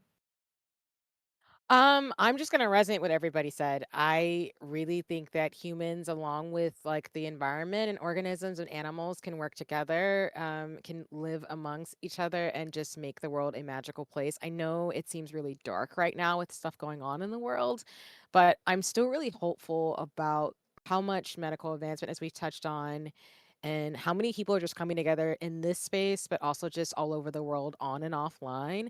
That just brings me a lot of joy that there is a future, there always will be one, and that we can all be a part of that, whether big or small, to make that happen. So it brings me a lot of joy and really grounds me a lot to just remember that there's so many thriving communities who are still doing amazing things in spite of what people would like you to think of, oh, things are going away and things are changing. And I think it's something that I want to say Octavia Butler, for those of you who don't know, is a prolific Black writer who said, like, change is constant. So I think being mindful of that means that there's always good change happening. And again, to be cheesy too, with great power comes great social responsibility. So seeing all these amazing folks here that I resonate with, as well as everybody here in the chat and just in general, I'm just a real believer that there's a lot of good social responsibility happening. People feel obligated. So that means the future is going to be bright and really great. And people are going to do what they need to do to make the world a better place all the time. So Let's do what we can. Let's do our part. So I want to say thank you all for joining us today, and thank you especially to our panelists. Thank you, Lydia. Thank you, C7. Thank you, Kelly. Thank you, Jules, for this very lively discussion and very thoughtful forum. And thank you to the audience for being here. Awesome. Well, I think let's see if we might be able to find our next raid target here. I believe the disabilities group is up next. Do you all Thank you happen to for have anyone in hosting, mind? by the way, and like being an Yes. Yeah. incredible Thank moderator. you. Like you did a fantastic job, and I had a really good time chatting with everybody. So it was fun. Mhm. Mhm, Yeah, mhm. likewise. I super Yeah. appreciate being able to moderate. Yes, it was um, really great to get to know everybody a lot better. I'm really Mhm. excited to be able to drop by your streams and take this relationship forward. Yeah. yeah. Yeah. Mhm, Yeah. Oh, mhm. yes. That reminds me. If y'all haven't already, if you're in the audience right now, please do make sure to go give some follows over again to Jules, Kelly, C7, and Lydia. They were our lovely panelists, and I am your host and moderator, Alvin. Send them some love. Like, definitely have. You heard from them. They're willing to talk with you more about STEM, about games, and all the kind of cool things they do using transferable skills from their fields of expertise into their streams right now. I believe for the next Women in Power group, it's based on disabilities. And so I'm trying to see who might be live here. I don't know if any of you all see anyone that you recognize we could probably go to together if you're rating out. Yes, I will be reading out. Let me see. Um, I know quite a few folks in the disabilities group one. Mhm. Um, we Oh, can, I do know somebody from the group too. Are we all gonna go to the yeah. same person, or are we gonna go to different people? If they're on, I guess we can uh, go to different people and spread the love, or it doesn't really matter. Up to you all. Okay. I don't mind going to the same rate target as everybody else. Yeah, yeah. No Okay. worries. Who are we looking at then? Not everyone's live Oh, though, so we I have to check. see. Yes, I see Yeah. what you're saying. Yeah, I'm checking. Ooh, okay.